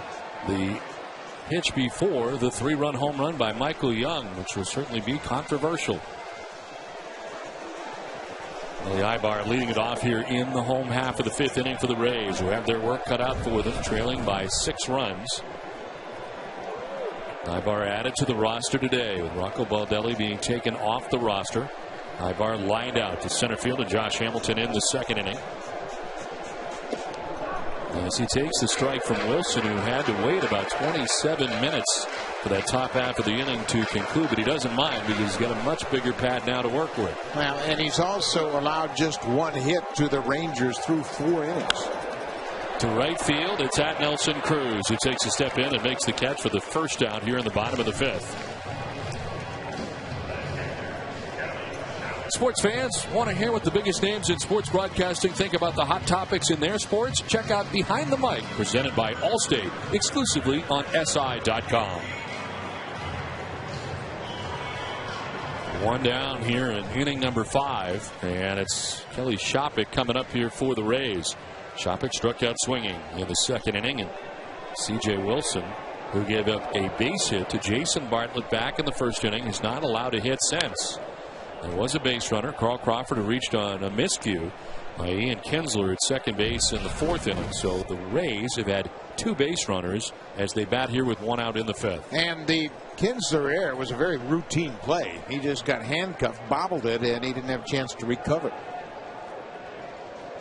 And they haven't hit a ball hard since Bartlett's single into right, first batter that Wilson faced. Well, we told you his stuff is as good as Cliff Lee's. Many believe that C.J. Wilson has the best stuff of any left-hander in the American League. League just hit .217 against him.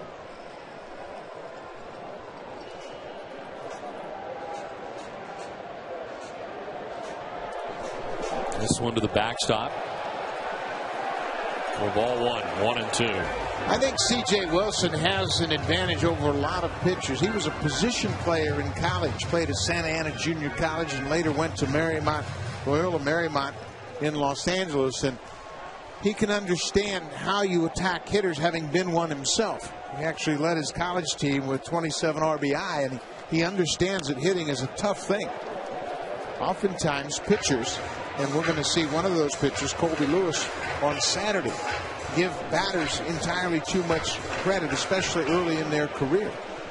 And we saw both last night with Cliff Lee and Roy Halladay. If you pitch aggressively and stay away from hitter counts, you can have success.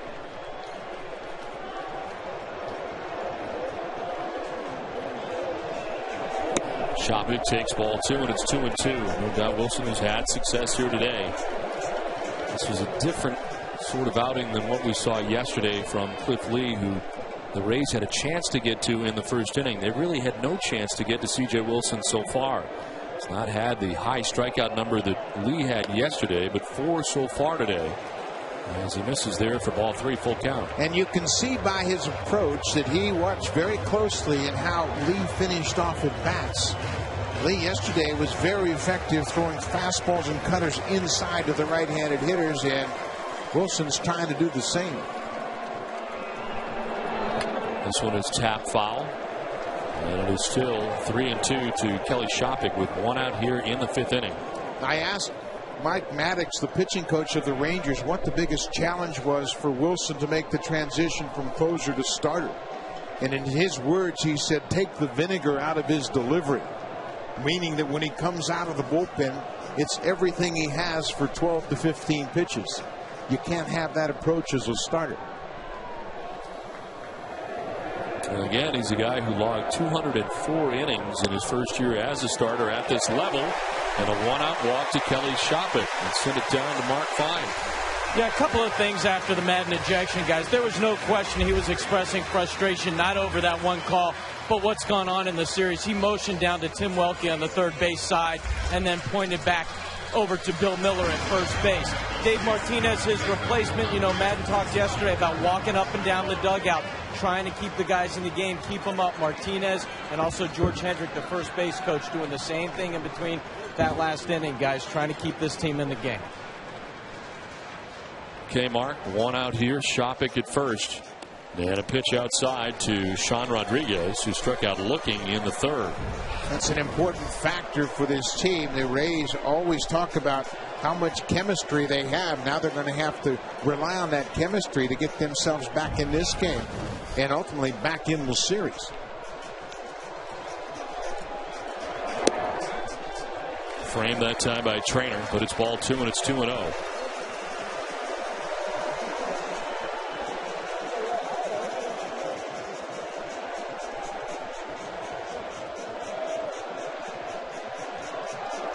Elect not to hold on. Shopik at first base as Nolan plays behind him as that grabs the corner for a strike. Sean Rodriguez batting out of the number 8 spot.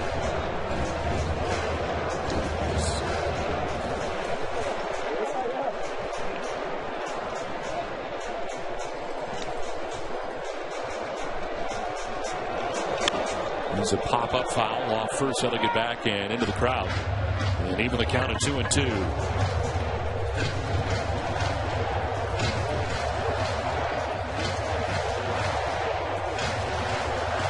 Sean Rodriguez, so versatile for Joe Madden this year, starting games in 7 different positions for the Rays.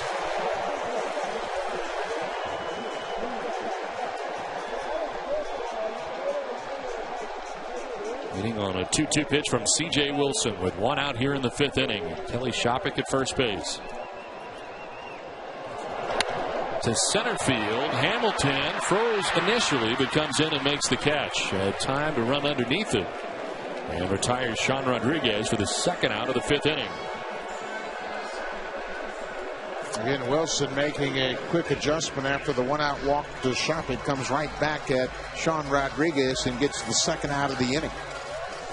He's got great mound presence, and he's very aware of some mechanical adjustments he can make himself on the mound during the course of a ball game. I expect that he will only get better from this 15-win season as he understands more about himself as a starter. Desmond Jennings out after that first pitch and fouls it off. So if you think about it, and I guess what you're saying is C.J. Wilson, with as well as he pitched this year, could possibly get better as time goes on. That's kind of a scary thought. Yeah, he himself said the most important part of this season is this off season.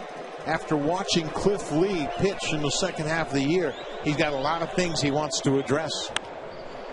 In the air to shallow left, and it's Andrus who is backing up. A couple strides on the outfield grass to put it away. We played 5 from the Trop, and it's all Rangers, 6-0 Texas.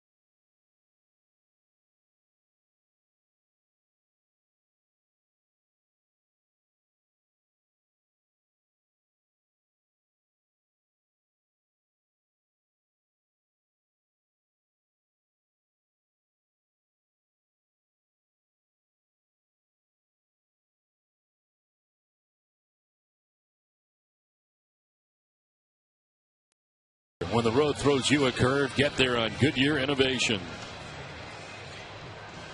A beautiful day to sail here in St. Petersburg, Florida. It has not been a beautiful day for the Rays so far here as we head to the 6th inning from St. Petersburg, Florida.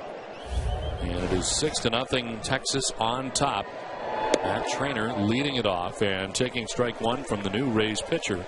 And the fourth arm used in this game by the Rays, the veteran Dan Wheeler, who appeared in 64 games during the regular season. Third straight year he's appeared in over 60 games for Tampa Bay and struggled at the end of the year. In the month of September, he was 0-3 with an ERA of 6.35. Highest earned run in a month since April of last season when he had an 8.59 ERA. So not a good ending for Dan Wheeler. And hoping to turn it around here in the postseason right now, trying to stop this Rangers offense.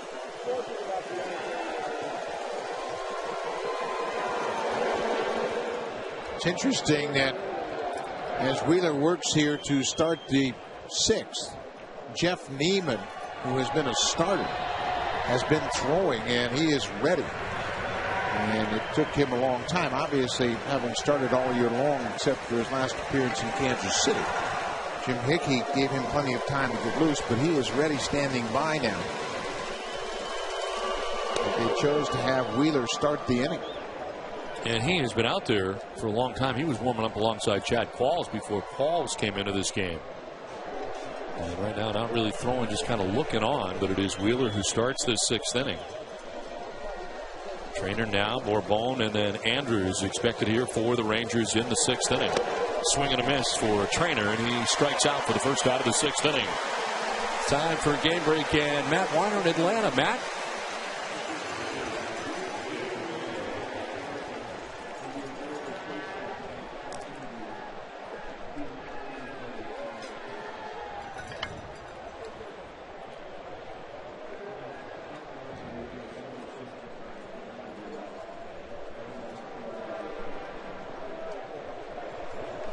Okay, Matt, thanks very much. Back here at Tropicana Field in St. Petersburg, and with one out of the inning, Julio Bourbon, always a threat to bunt, so they're in at the corners.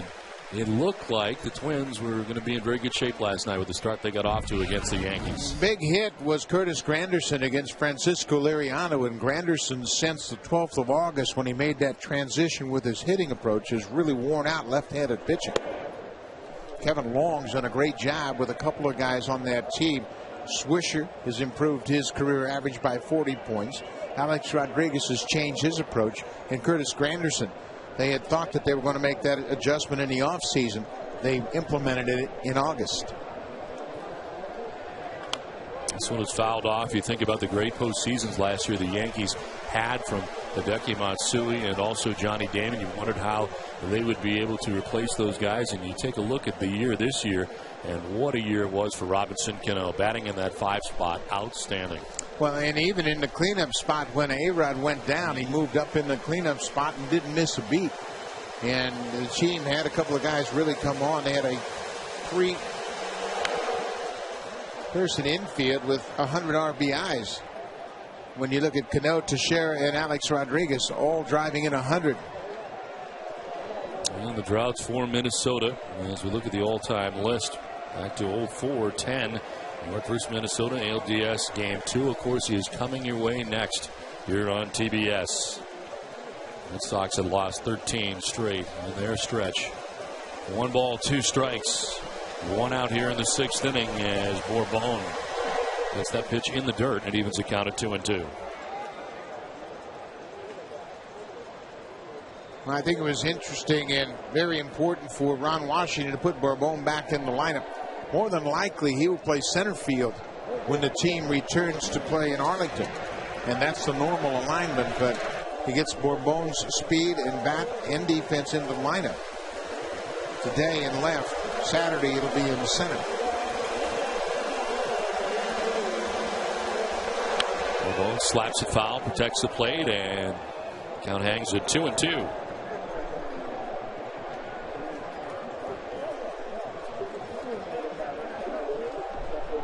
Bourbon grounded out in the 3rd inning, reached on a fielder's choice in the 5th inning. We're off to a tough start to begin the year. 191 in the month of April. And hit 278 in May. The best month of the season for him was June. And as he swings and misses, it gets away from Shopik, who's got a 4 now and does. And there's back-to-back strikeouts for Dan Wheeler, and there's 2 down here in the 6th inning. In fact, that breaking ball at Wheeler got Barbone to chase. A good start for him, and obviously at this point the bullpen just needs to throw up some zeros. Now look at the Texas Rangers box score so far with Elvis Andrus coming up. He is 2 for 3 in this game. But to the big blast, Michael Young was 1 for 3 with a home run, a 3-run shot, all part of a 4-run 5th inning. And a fly ball lifted to shallow right. Desmond Jennings in and over. Makes the catch and ends the inning. Again, Wheeler has a 1-2-3 6th inning. But it's the Rangers who enjoy a 6-0 lead.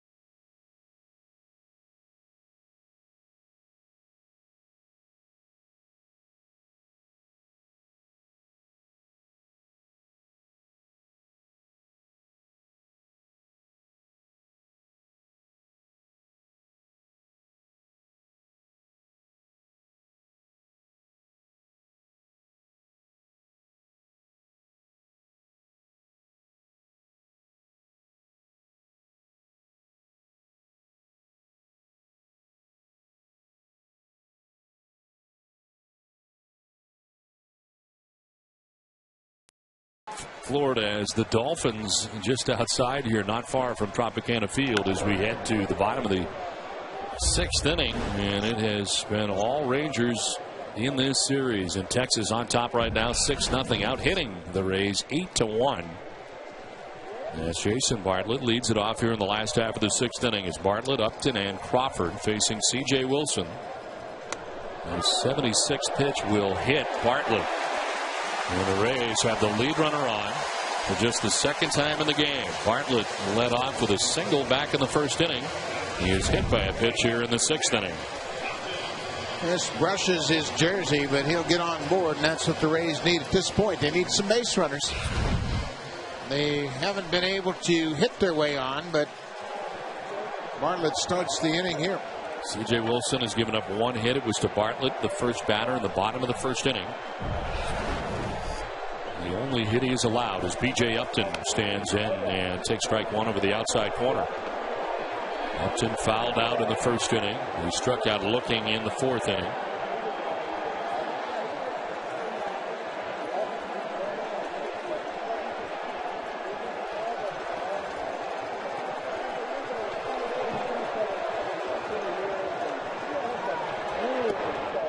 Upton takes ball 1-1-1.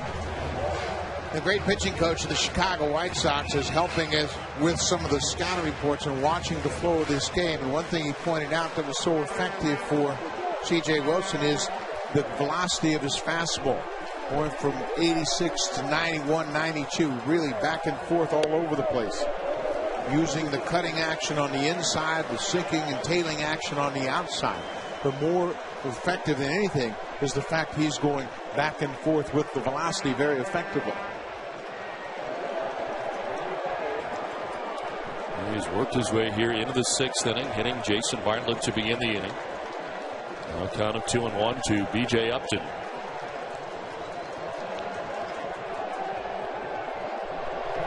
And Upton with a swing and a miss. Even the count now at 2-2. 86 with tailing action down and away. Tough to cover for Upton.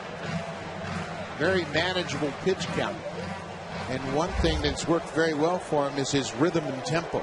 He's been very comfortable and very smooth all afternoon. A long wait in the bottom of the fifth inning, a 27-minute wait that didn't bother him in the least, and he picks up his fifth strikeout. That's B.J. Upton for the second time. And with more on C.J. Wilson, here's Mark Fine. Yeah, Buck was talking about that movement inside and outside on the plate. I talked to C.J. about what's important for him. He said, you know, I watched Greg Maddux growing up. I watched Pedro Martinez. Those are the guys I try to imitate. He's like, if I'm going to go inside, I don't want the batter to know it might start on the middle and come in. It might start in and go down. It's important for me to use a lot of the plate and keep the ball moving. This one fouled back to the screen by Carl Crawford, who bats with one out and one on. In the 80s, the split finger pitch was the big pitch for a lot of teams. And in this decade, it's been the cut fastball. Whether you're a left-hander or a right-hander, the ability to move that fastball 4 to 6 inches and take it off the sweet spot has been very valuable. And a lot of left-handers like Cliff Lee and C.J. Wilson have really nullified the effect of right-handed bats with that cut fastball. Crawford down on the count 0-2. We talk about all the different weapons C.J. Wilson has. This is a big breaking ball, about 75 miles an hour, and you can see how far out in front Crawford was, and a little wink to Matt Trainer. They have teamed up very well. And Crawford strikes out. Yes, he is baffled in that at bat. Back-to-back Ks for C.J. Wilson. And right now, Buck, if you are the Tampa Bay Rays, you lose game one of this series, you want to get off to a good start. Be in the second game and things not going well. Your manager trying to fire you up here a little bit, getting ejected. I think certainly not going the Rays' way right now. Well, the Rays won 96 games, and very rarely did they lose 3 games in a row to one team. And they've got Matt Garza scheduled to start in Game 3, so they still have to feel like they're still in it. But the backside of that is the fact they've been shut out very effectively by Cliff Lee and C.J. Wilson, and they've struggled to score runs at the end of the season. Matt Garza has no-hit stuff. We've already seen that this year, and he has the ability to put up zeros and give his hitters a chance to score runs. But right now, playing catch-up with the kind of offense the Rays have featured is just really difficult. And if you're the Texas Rangers on the other side, you've got to love the way that this has gone here at Tropicana Field. First 2 games of this series and doing everything that they want to do. As Longoria grounds one to third base, Young in the backhand goes to first. Low throw, but it is dug out by Mitch Moreland to end the inning. We are through 6 from St. Petersburg. It's 6-0 Texas.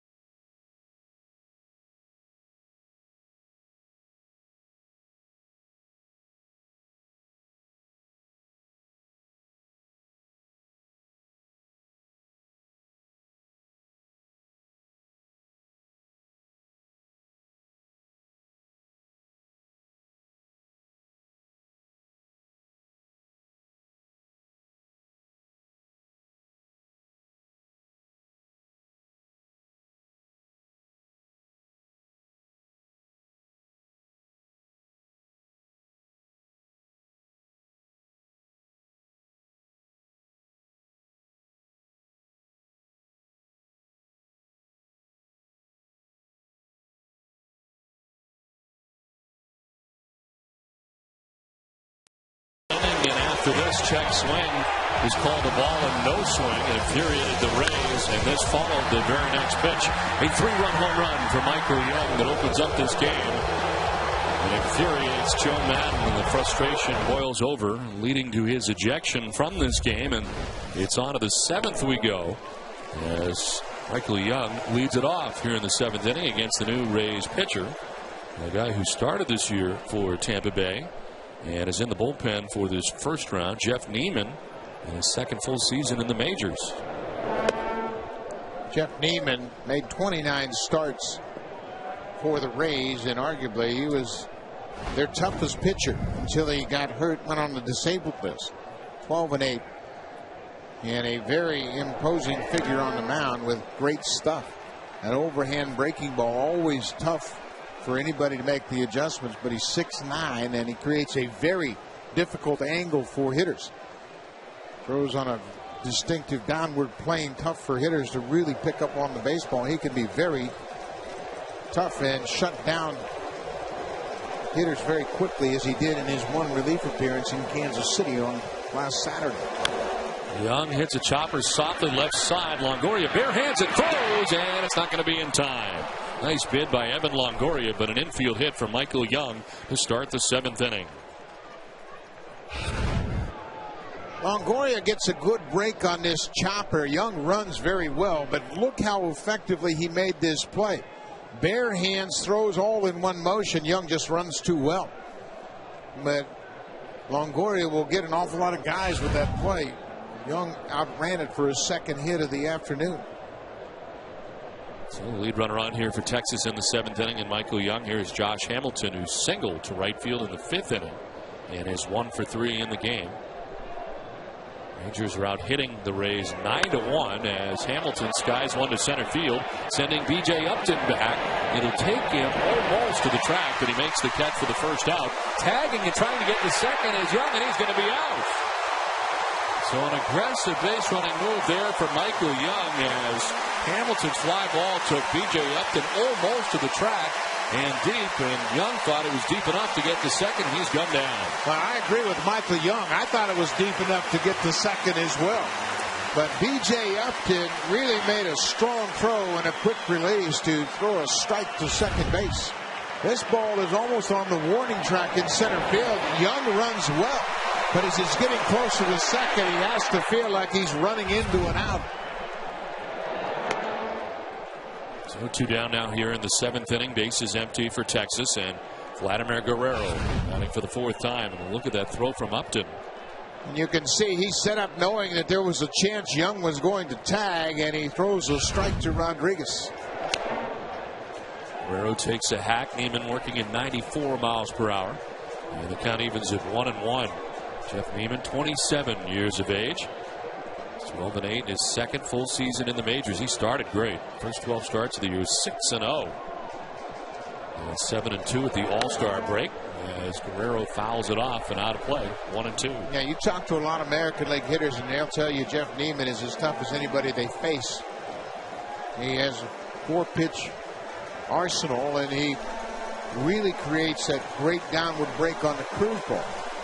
But also has a very effective split-finger changeup.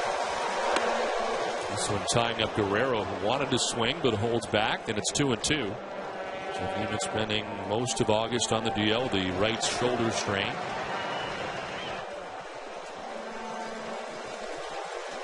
And in the pen in this division series. 2-2 pitch and a swing and a miss. Strikes out Guerrero. 7th inning stretch from Tropicana Field, where Texas has a 6-0 lead.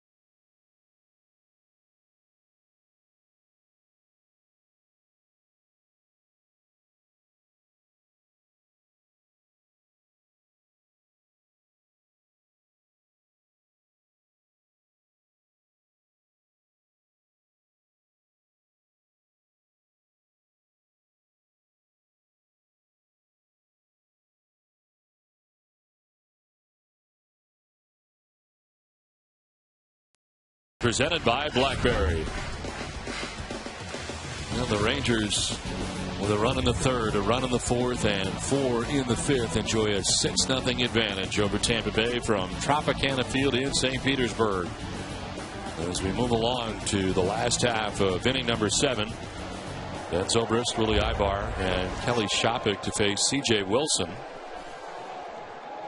who's had first pitch strikes to 12 of the last 15 batters, and is ahead quickly of Zobrist, who is 0 for 2. He's lined out to center field, flied out to right. Cliff Lee threw 21 of 27 first pitch strikes in his game yesterday.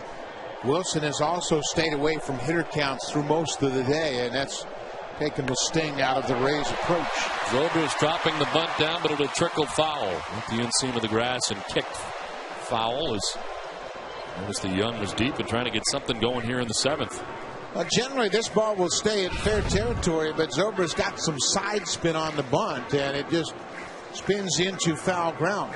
But the base paths are manicured so that ball that rolls on the dirt will stay fair because of Tampa Bay's ability to bunt.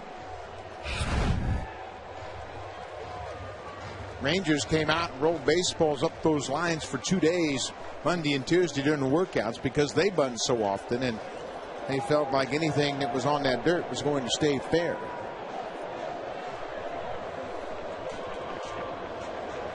Zobrist takes a ball outside, and it's 2-2. Zobrist, Ibar, and Shopik here to face Wilson in the 7th inning. And again, C.J. Wilson is not allowed to hit since the first inning. The first batter that he faced, Jason Bartlett, singled to right field. And since then has not given up a hit. Zobrist sends it foul. There have been base runners. Carl Crawford reached on an error in the 4th inning. Kelly Shopik walked in the 5th inning. And Jason Bartlett was on again, but he was raised by a pitch in the 6th inning. No hits since the first. This is why you have to build your offense to be able to manufacture runs in the postseason, because you're facing tough pitching. When you look at the Rangers' first run, how they scored it, Matt Trainer was hit by a pitch, moved up to second on a hit and run off the bat of Julio Bourbon. Then an infield hit by Andrews. And with Andrews at first, Trainer scored on the throwing error by Shields trying to pick off Elvis Andrews at first. 2-2 to Zobrist is in the dirt. And a full count. There's been only one walk allowed by C.J. Wilson through the first 6 innings. As Willie Ibar waits on deck, and then we'll see Shopik.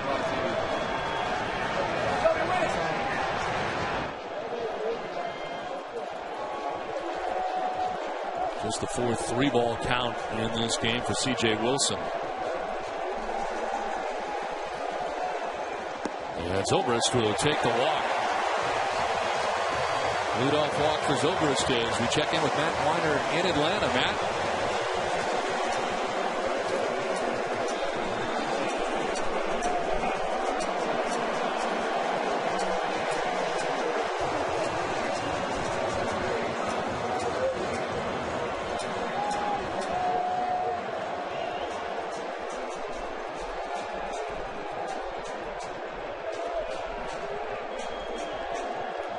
Okay, Matt, back here at Tropicana Field in St. Petersburg, where it is Texas on top 6-0. Talk about winning on the road. The Rangers are trying to take a 2-0 lead on the road. As Wilson misses with that pitch to Willie Ibar, and brings Matt Trainer out to talk to him. Well, the Rangers have a very good bullpen. When you look again, it's the lefty Oliver, the righty O'Day, and Trainer not wasting any time after Wilson threw the ball, went right out to the mound. That's a 2-fold trip to the mound to give the bullpen a couple of extra pitches, but also to get Wilson right back into the strike zone.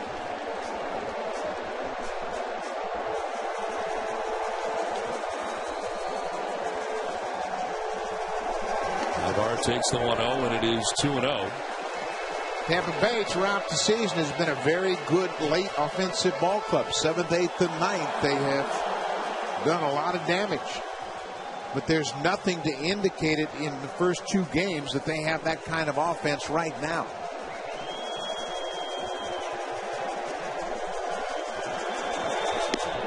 They're taking the strike that time, and it's 2-1. He's a little bit more patient in their approach here. In the 7th inning, Zobrist walking. Ibar gets ahead as you see the line for C.J. Wilson, and just the one hit. He is up to 97 pitches as he works here with nobody out in the 7th inning. 2-1 is hit in the air to center field. Josh Hamilton is going back. Hamilton back at the wall. He leaps, can't catch it. It is off the wall. Zobrist is headed for third base, and it'll be stopped there on a wall ball double for Willie Ibar. And Josh Hamilton got back there and almost caught, but could not. And it's second and third with nobody out for the Rays.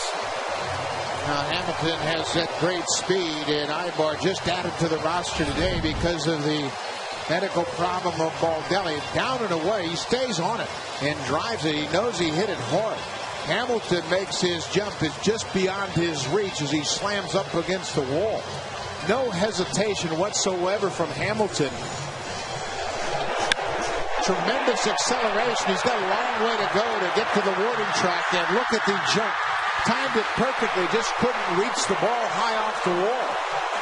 Zobrist had to hold his ground. He could only go to third. You can see he has to wait to make sure the ball is on the ground safely. And then he gets the stop sign at third. Well, Mike Maddox out there to talk to C.J. Wilson. And you're right, reckless and abandoned into that wall. Flak jacket or no flak jacket for Josh Hamilton. Not worried about it. As he went to grab it, couldn't get it. And all of a sudden, it's second and third with nobody out here for the Rays. And Kelly Shoppach coming up as they try to chip away at what is a 6-run deficit. Shoppach struck out swinging in the second inning. He walked in the 5th.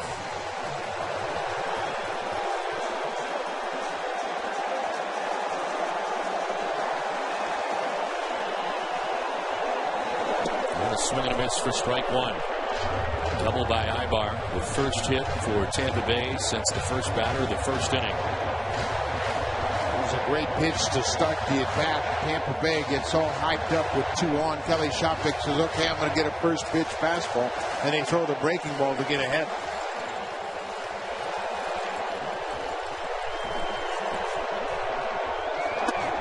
It's up high for a ball. The only run that the Rays were able to compile in the first game came in the 7th. Here they are in the 7th, trying to get some runs for the first time in game 2.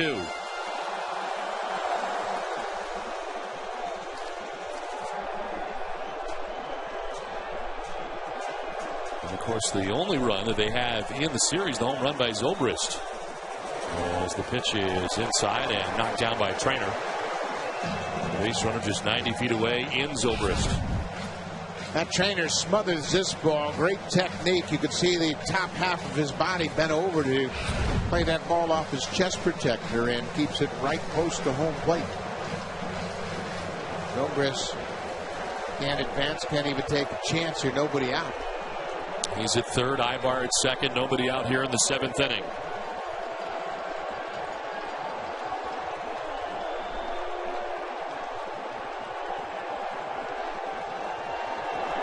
This one he fights off foul to the right, out of play, and it's 2-2.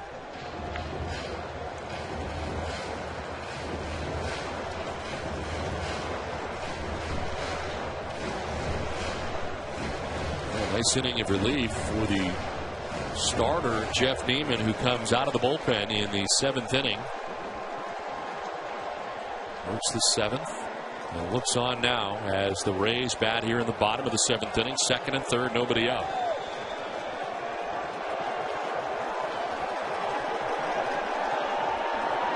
Shoppach lays off ball 3, and it's a full count.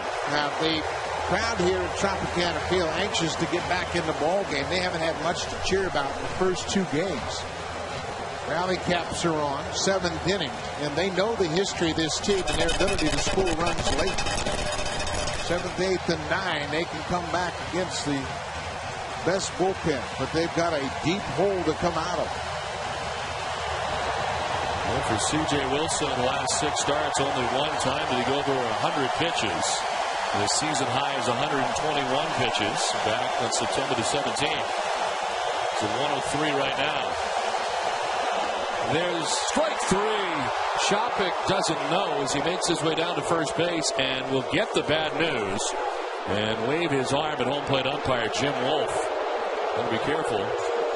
As vehemently disagrees with Jim Wolf on the strike 3 call. It's at number 1 of the 7th. They thought it was well off the plate the way he took off and went to first base. And Jerry Meals, the first base umpire, is the one that showed him the fist in the air. Take a look at the pitch on pitch tracks. It appeared to catch the plate and plenty of it.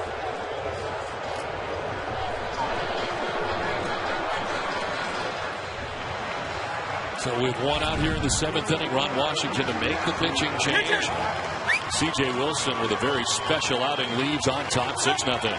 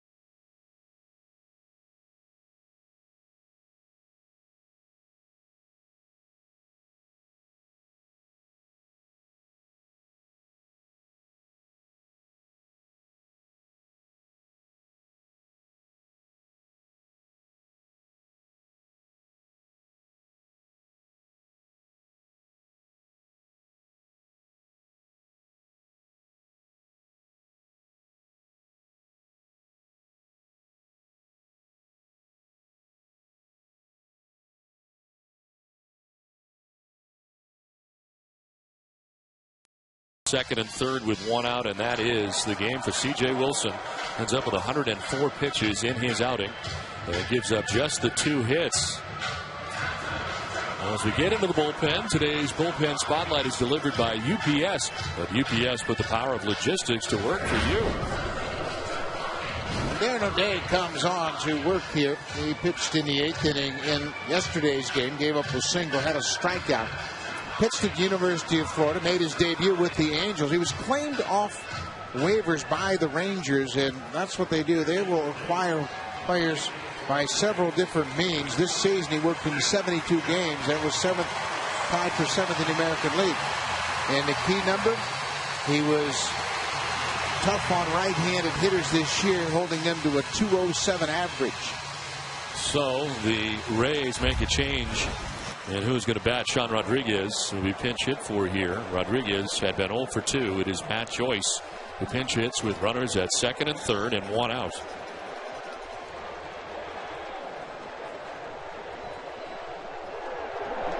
And a swing and a foul. Darren O'Day retired one of the 2 batters he faced yesterday in his postseason debut. Joyce, who pinch hit in 2010, was 3 for 8 with a home run, 7 runs batted in as a pinch hitter during the regular season. 0 for 1 in yesterday's contest as a pinch hitter. He's got big power. He had 10 home runs, and they think down the road he's going to be an everyday player that can be a run producer for them. Up and away, and it's a ball and a strike to Joyce. Darren Oliver enjoyed his birthday yesterday in the bullpen. 6 1/3 innings for C.J. Wilson and just the 2 hits. Walked 2, struck out 7. And a swing and a miss for Joyce. Off balance cut. And it's 1-2.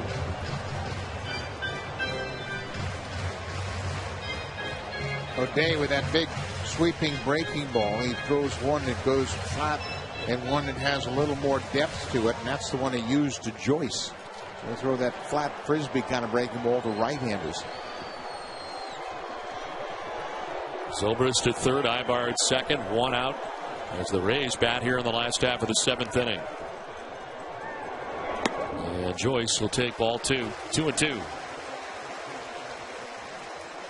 They will have another pinch hitter. Looks like Dan Johnson has come out on deck here to bat for Desmond Jennings.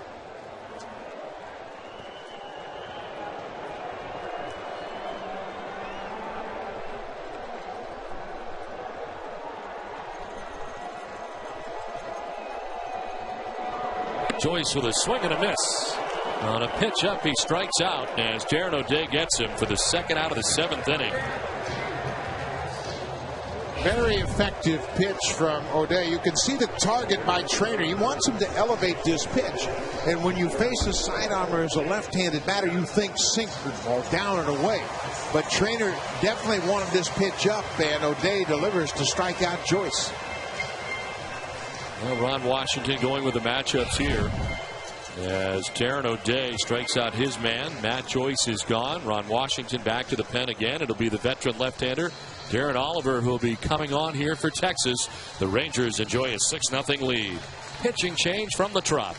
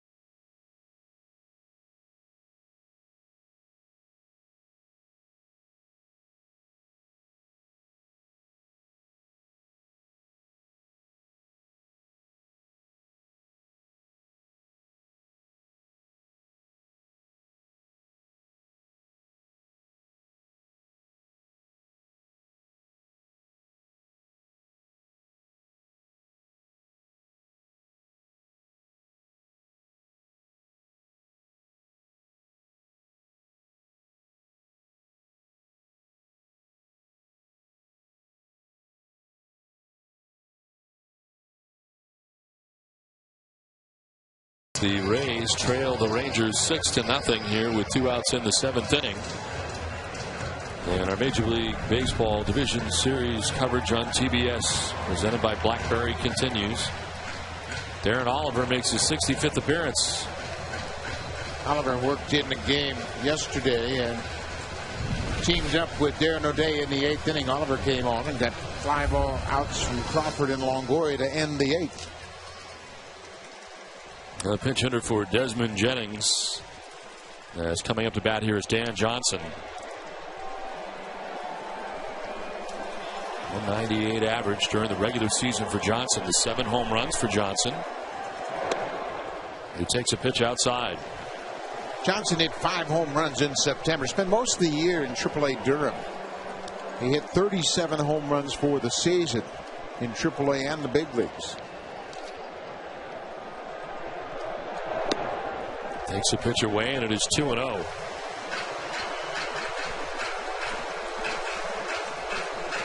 Darren Oliver getting both batters that he faced yesterday. I mentioned it was his 40th birthday. 5th consecutive year. 3rd different team that he has been in the postseason with. There's the pitch in there for a strike, and it's 2-1. Oliver, a very big part of the Los Angeles Angels of Anaheim sweeping of the Red Sox last year in the American League Division Series.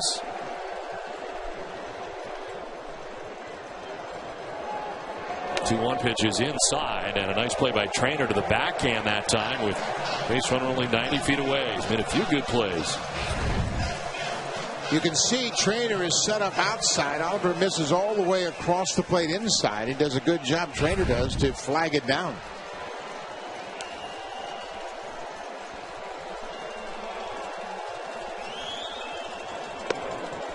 Outside, and Johnson will take the walk. So down to first. It is the third walk allowed by Rangers pitching in this game, and it loads the bases for Tampa Bay with 2 outs in the 7th inning. Ogando and Holland warming in the pen for the Rangers.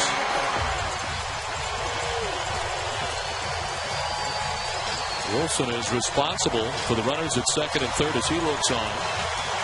As Jason Bartlett coming up here. He reached twice against the Rangers starter C.J. Wilson. A single in the first. Was hit by a pitch in the 6th inning. And this Rays crowd starting to get it going as Bartlett hits it in the air to center field. And just as quickly as they get it going, Darren Oliver puts an end to it. Josh Hamilton on the catch. The Rays leave him loaded. It's 6-0 Texas at the end of 7.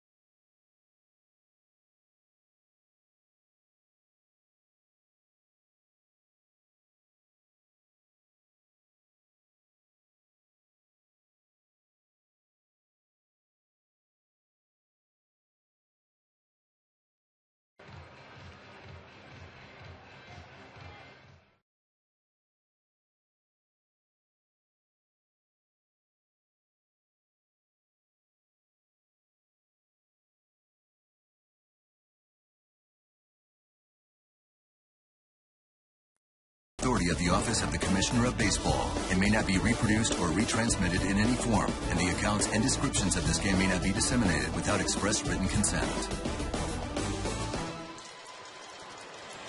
Back at Tropicana Field as we play on to the 8th inning. And Nelson Cruz leads it off for the Texas Rangers and takes ball 1 from Jeff Neiman. And then second inning of relief out of the Rays pen.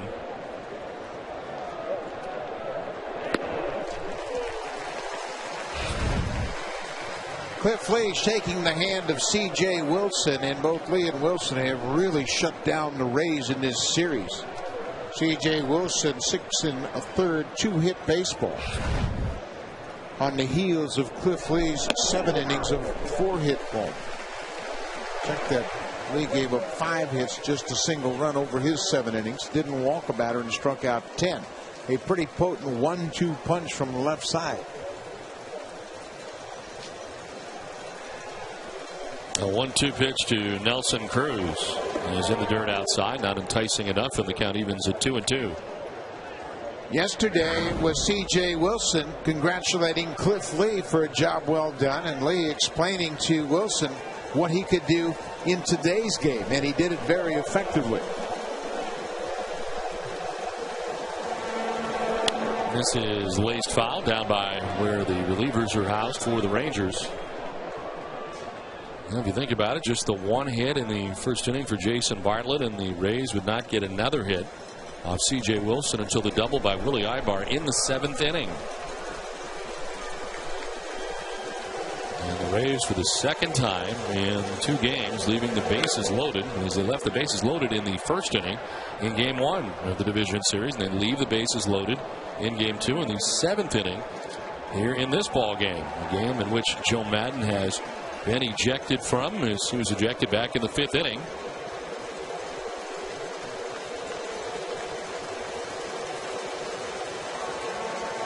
Two will have to wait as Neiman backs off. Changes for the Rays defensively. Matt Joyce staying in the game in right field.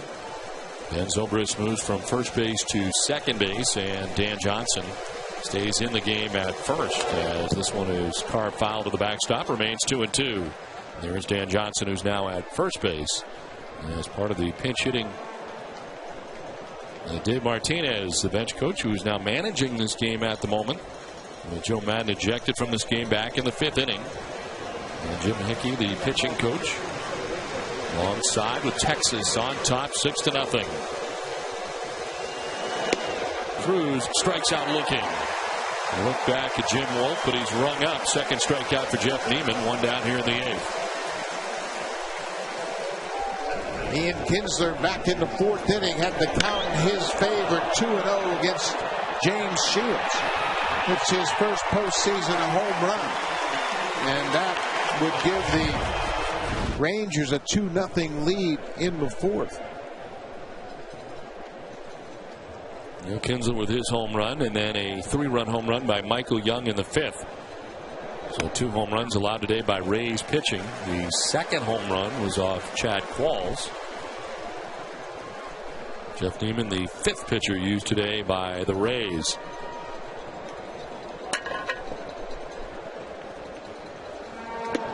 Outside, and it's 1-1 to Kinsler. Postseason teams are so evenly matched that it's a matter of a break here and there. Yesterday it was the Pena at bat in the 1st inning that could have changed the fortunes of the Rays, and today it was a check swing of Michael Young at the plate that led to Maddon's ejection eventually. But Michael Young checked his swing with 2 strikes. It was ruled no swing, and on the next pitch he had a 3-run homer to center. That's how fine the difference is between failure and success in the postseason. Kinsler takes the strike, and the count evens at 2-2. So far, it looks like a lopsided advantage to Texas, but it's a lot closer than it's been. And the defense has been fun to watch from this gentleman. As there is strike 3. Another called strike 3, and it's back-to-back Ks. In fact, 3 in a row for Neiman.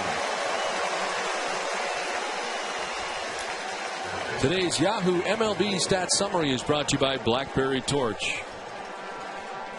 And a look at rookie home run leaders. Brennan Bosch on top with 14. And, of course, Reed Brignac on this Tampa Bay Rays team, and Mitch Moreland. Moreland getting the start at first base today for the Rangers in this game with 9. Justin Smoke with 13. He's the Ranger rookie that got them Cliff Lee. He was the key player going the other direction in the Lee trade. Detailed MLB stats and information, go to YahooMLB.com now. 2 outs here in the 8th inning, both on strikeouts, and here is Mitch Moreland, 0-for-3 in the game, ahead 1-0 in the count as he hits a pop-up down the left field line. Third baseman Longoria calling, now gives way to the shortstop who can't catch it, Bartlett. We called him off, so Longoria vacated the area, and Bartlett almost, or ends up, overrunning it, and it ends up behind him. Yeah, this is the way the Rays have been all throughout this series, just a step off in everything they've done. Longoria is calling for it, Bartlett calls him off, and that's the normal priority. Shortstop has priority on the pop-ups, but you can see Bartlett has it go off his glove. Looked like he lost it just before he was ready to make the catch. Longoria had a beat on it and peels out of the way to make room for Bartlett. So another chance for Mitch Moreland with a count of 1-1. And it's down and in for ball 2, 2-1. This is not the way the Rays have played all year long. They have played much better defensively, but it seems like they're just a half step off.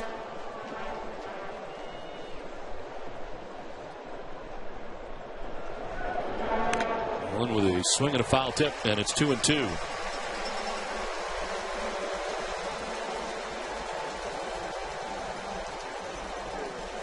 No error on the play for Bartlett. It has given Moreland another chance here with a count of 2-2. Even has struck out 3 batters in a row. As Moreland lifts a fly ball down the left field line, Carl Crawford moving over to make the catch that ends the top of the 8th. 7.5 deep in game 2 of the ALDS. It's 6-0 Texas.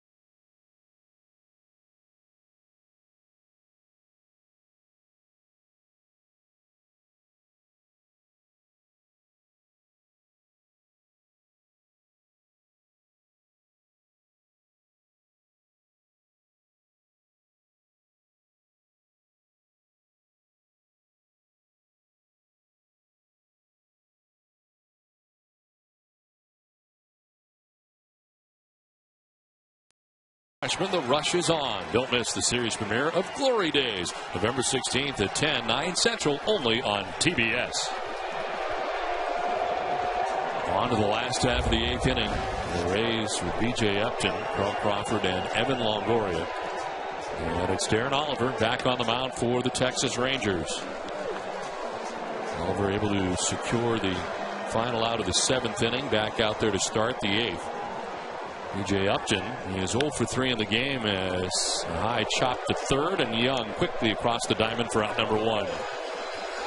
Darren Oliver, just a good job getting lefties and righties out. He's a very experienced veteran pitching in his 5th postseason series. The Rays box score so far, and it's been a frustrating one for the Rays all day. And it's Carl Crawford who today has gone 0 for 3 with a strikeout. He did reach on an error back in the 4th inning, but for the most part they have been stymied. As Crawford grounds one softly to Kinsler at second base, and Crawford is out number 2 of the 8th inning, and Oliver making it look easy, 2 down. Well, the entire Rangers pitching staff has pitched aggressively, and they've eliminated any opportunities for the Rays to get into hitter counts. you throw first pitch strikes, you put them on the defensive as hitters.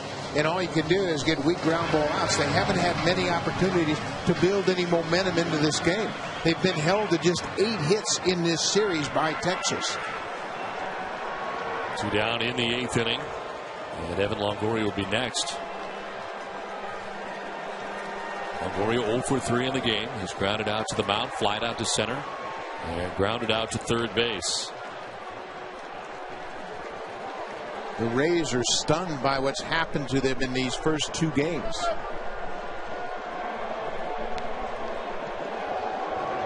There's a tendency when you live in the American League East to think everybody else isn't up to standards. But Texas is a first-class ball club, and they play every aspect of the game very well. Longoria with a swing and a miss. And the Rays had their best on the mound here in game 1, and David Price could not win that game. But don't discount what this guy can do. Matt Garza has thrown a no-hitter this year. He knows that he's likely to get the ball in Arlington on Saturday with his team down 0-2 in the series. Scheduled to be matched up against Colby Lewis, going for the Rangers. He was 12-13 during the regular season, with a 3.72 earned run average.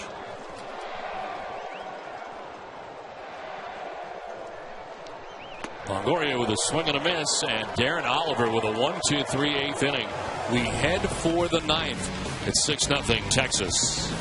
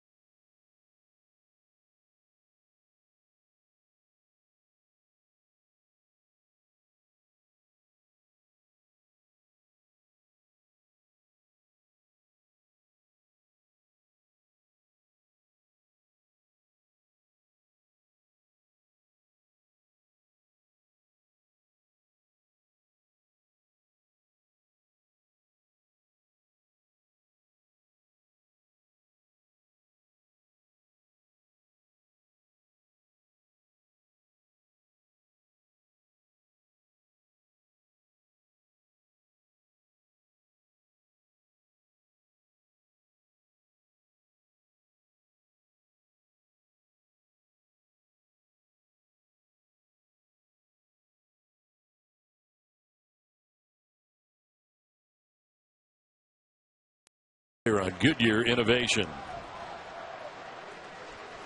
Well, some of the Rays faithful are making their way out with Texas on top 6-0 as we head to the 9th inning. That Trainer leading it off here for the Rangers against Jeff Neiman, the starter during the regular season, who's in the pen for the Rays, starts his 3rd inning of relief. That Trainer has been hit by 2 pitches and struck out in the game. Done exactly what Ron Washington has seen from him all year long since they called him up. He's stabilized the situation behind the plate. He's called a great game for C.J. Wilson, and he's had an impact on offense. Inside for ball 3, and it's 3-0. Ron Washington himself was a catcher, and he understands the value of a presence behind the plate. To take the theory out of the pitcher's hands and just turn over the execution to the pitchers. Ball 4 and a 4-pitch walk for Neiman. And Trainer heads down to first base. Let's check in with Matt Weiner in Atlanta. Matt?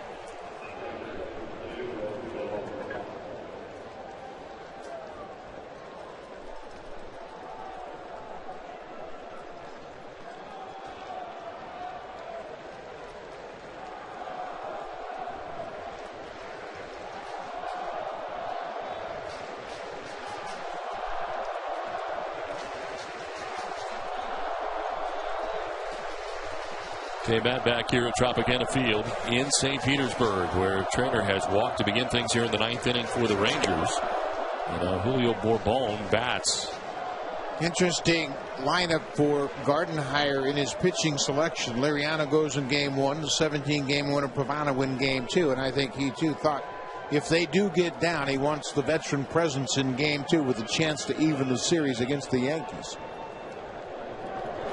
Swing and a miss. And interesting that it'll be Pavano who has a chance to face the Yankees, who really never had the chance to do very much with the Yankees, it turned out, and certainly a disappointment for Yankees fans, no doubt about that. Yeah, it sure was. An injury-plagued stint with the Yankees. He never really got healthy enough to pitch on a regular basis. Bourbon takes the strike over the inside corner, and it's 1-2. Rangers trying to pad their lead already on top 6-0 as they bat here in the 9th inning. Doing the damage in the middle innings. The big inning, the 5th, where they scored 4 times.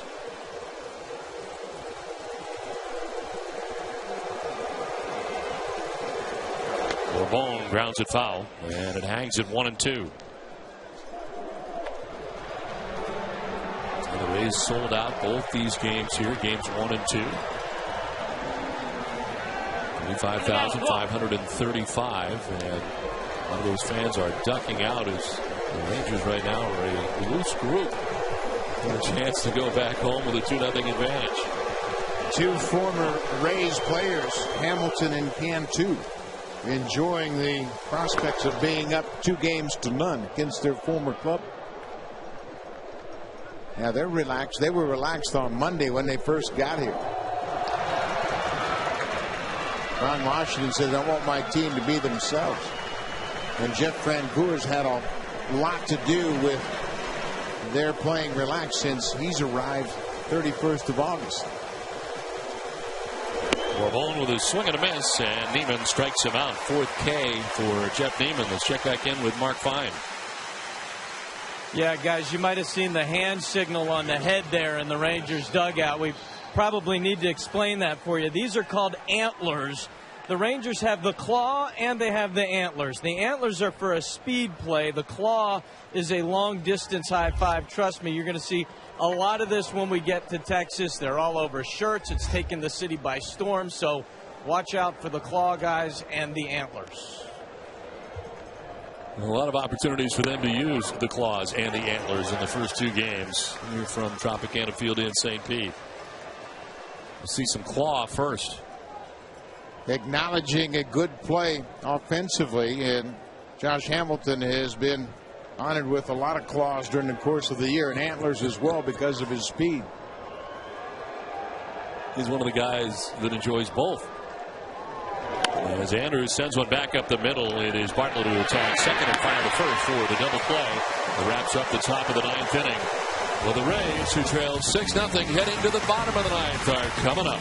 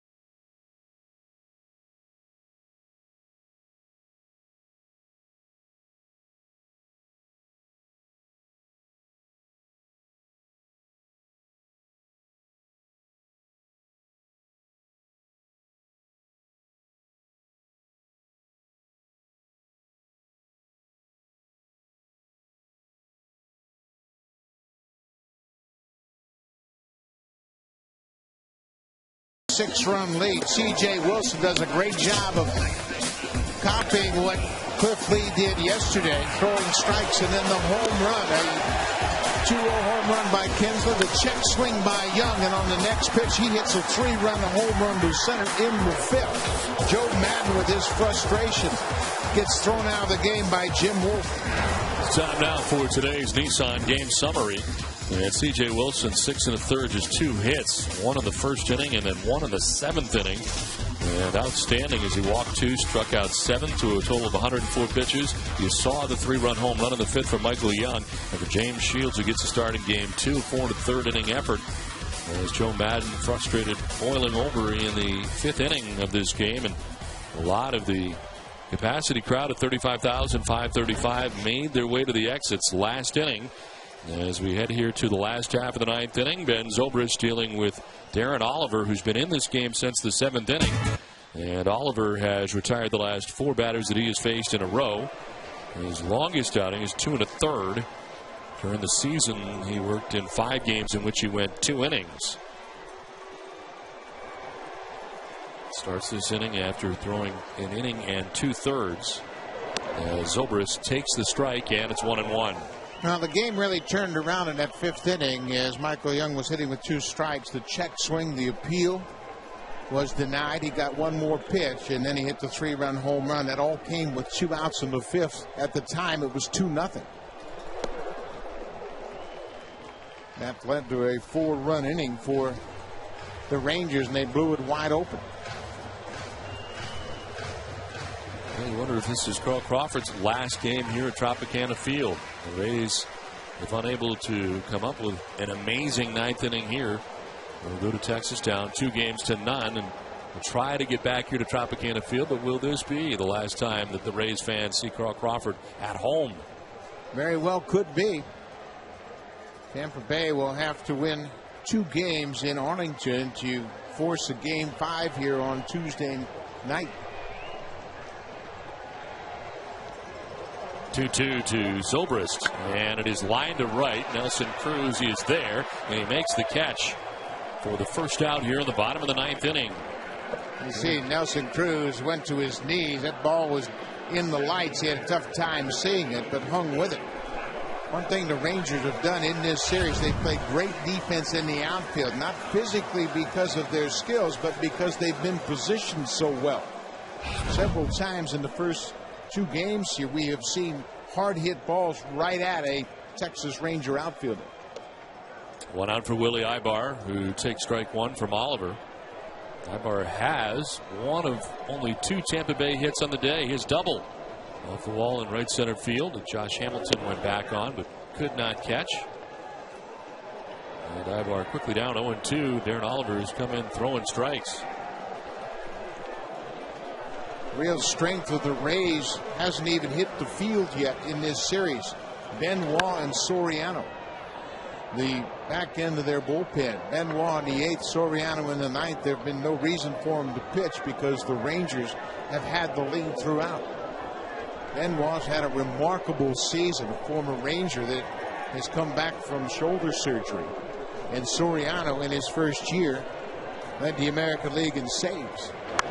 2 pitches popped up, foul ground. As Moreland and Kinsler, it is Moreland who overruns it. He was going so hard, so fast, he ended up having it land behind him. And another chance for Willie Ibar. Well, Morton made a great play in the first inning on a little pop-up in front of the Rays dugout. This time he overruns it. He had a longer run there. But he made a good play first out of the first inning after Bartlett had singled to right. 1 out here in the 9th inning. Willie Ibar down on the count, 0-2.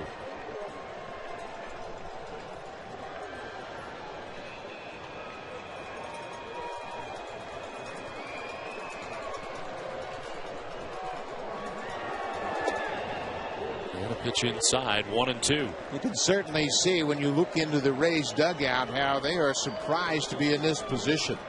This is a very good ball club. And you can see only team to win a 5-game series after losing the first 2 games. The Yankees in 2001. They came back with a very powerful team. Matt Garza is capable of beating Nolan Ryan's Rangers. 2-2 pitches in there for strike three. Called strike three to Willie Ibar. Second strikeout for Darren Oliver, and there's 2 down in the ninth. Well, what a weapon Darren Oliver has been. His ability to get left-handers out, we all know about that, but he also has the savvy to neutralize right-handed bats. So when he goes into a game like this, Ron Washington can leave him out there, let him close things out. So 2 down here in the ninth inning, and the Rays are down to their last out here in Game 2 of the American League Division Series. As Kelly Shopik stands in, he is 0 for 2 with a walk and has struck out twice. As it is popped up, foul ground. Moreland with another chance over by the stands. This time will make the catch that ends the ball game. And the Texas Rangers have taken the first 2 games of this American League Division Series. They come in to Tropicana Field and take the first 2 games. Well, when you play 2 games and only get 8 hits in both games, you're not going to have a chance to score many runs. And the Rays have been held to 1 run by the Texas Rangers pitching staff. And they have been challenged to score runs, that's for sure. But the Rays have again showed their offensive diversity by scoring a run. They manufactured the first run of the ball game, and that proved to be the only run they needed. American League Division Series coverage on TBS is presented by BlackBerry. Well, the Rangers coming in and taking the first 2 games of this American League Division Series. And stunned are the Rays. The final score 6-0. Texas beats Tampa Bay. Buck Martinez, Mark Fine, and the rest of our crew. I'm Don Orsillo saying goodbye from St. Petersburg. Following a quick break with Senator Matt Weiner in our Atlanta studio. TBS is your exclusive home for the entire Division Series and the American League Championship Series.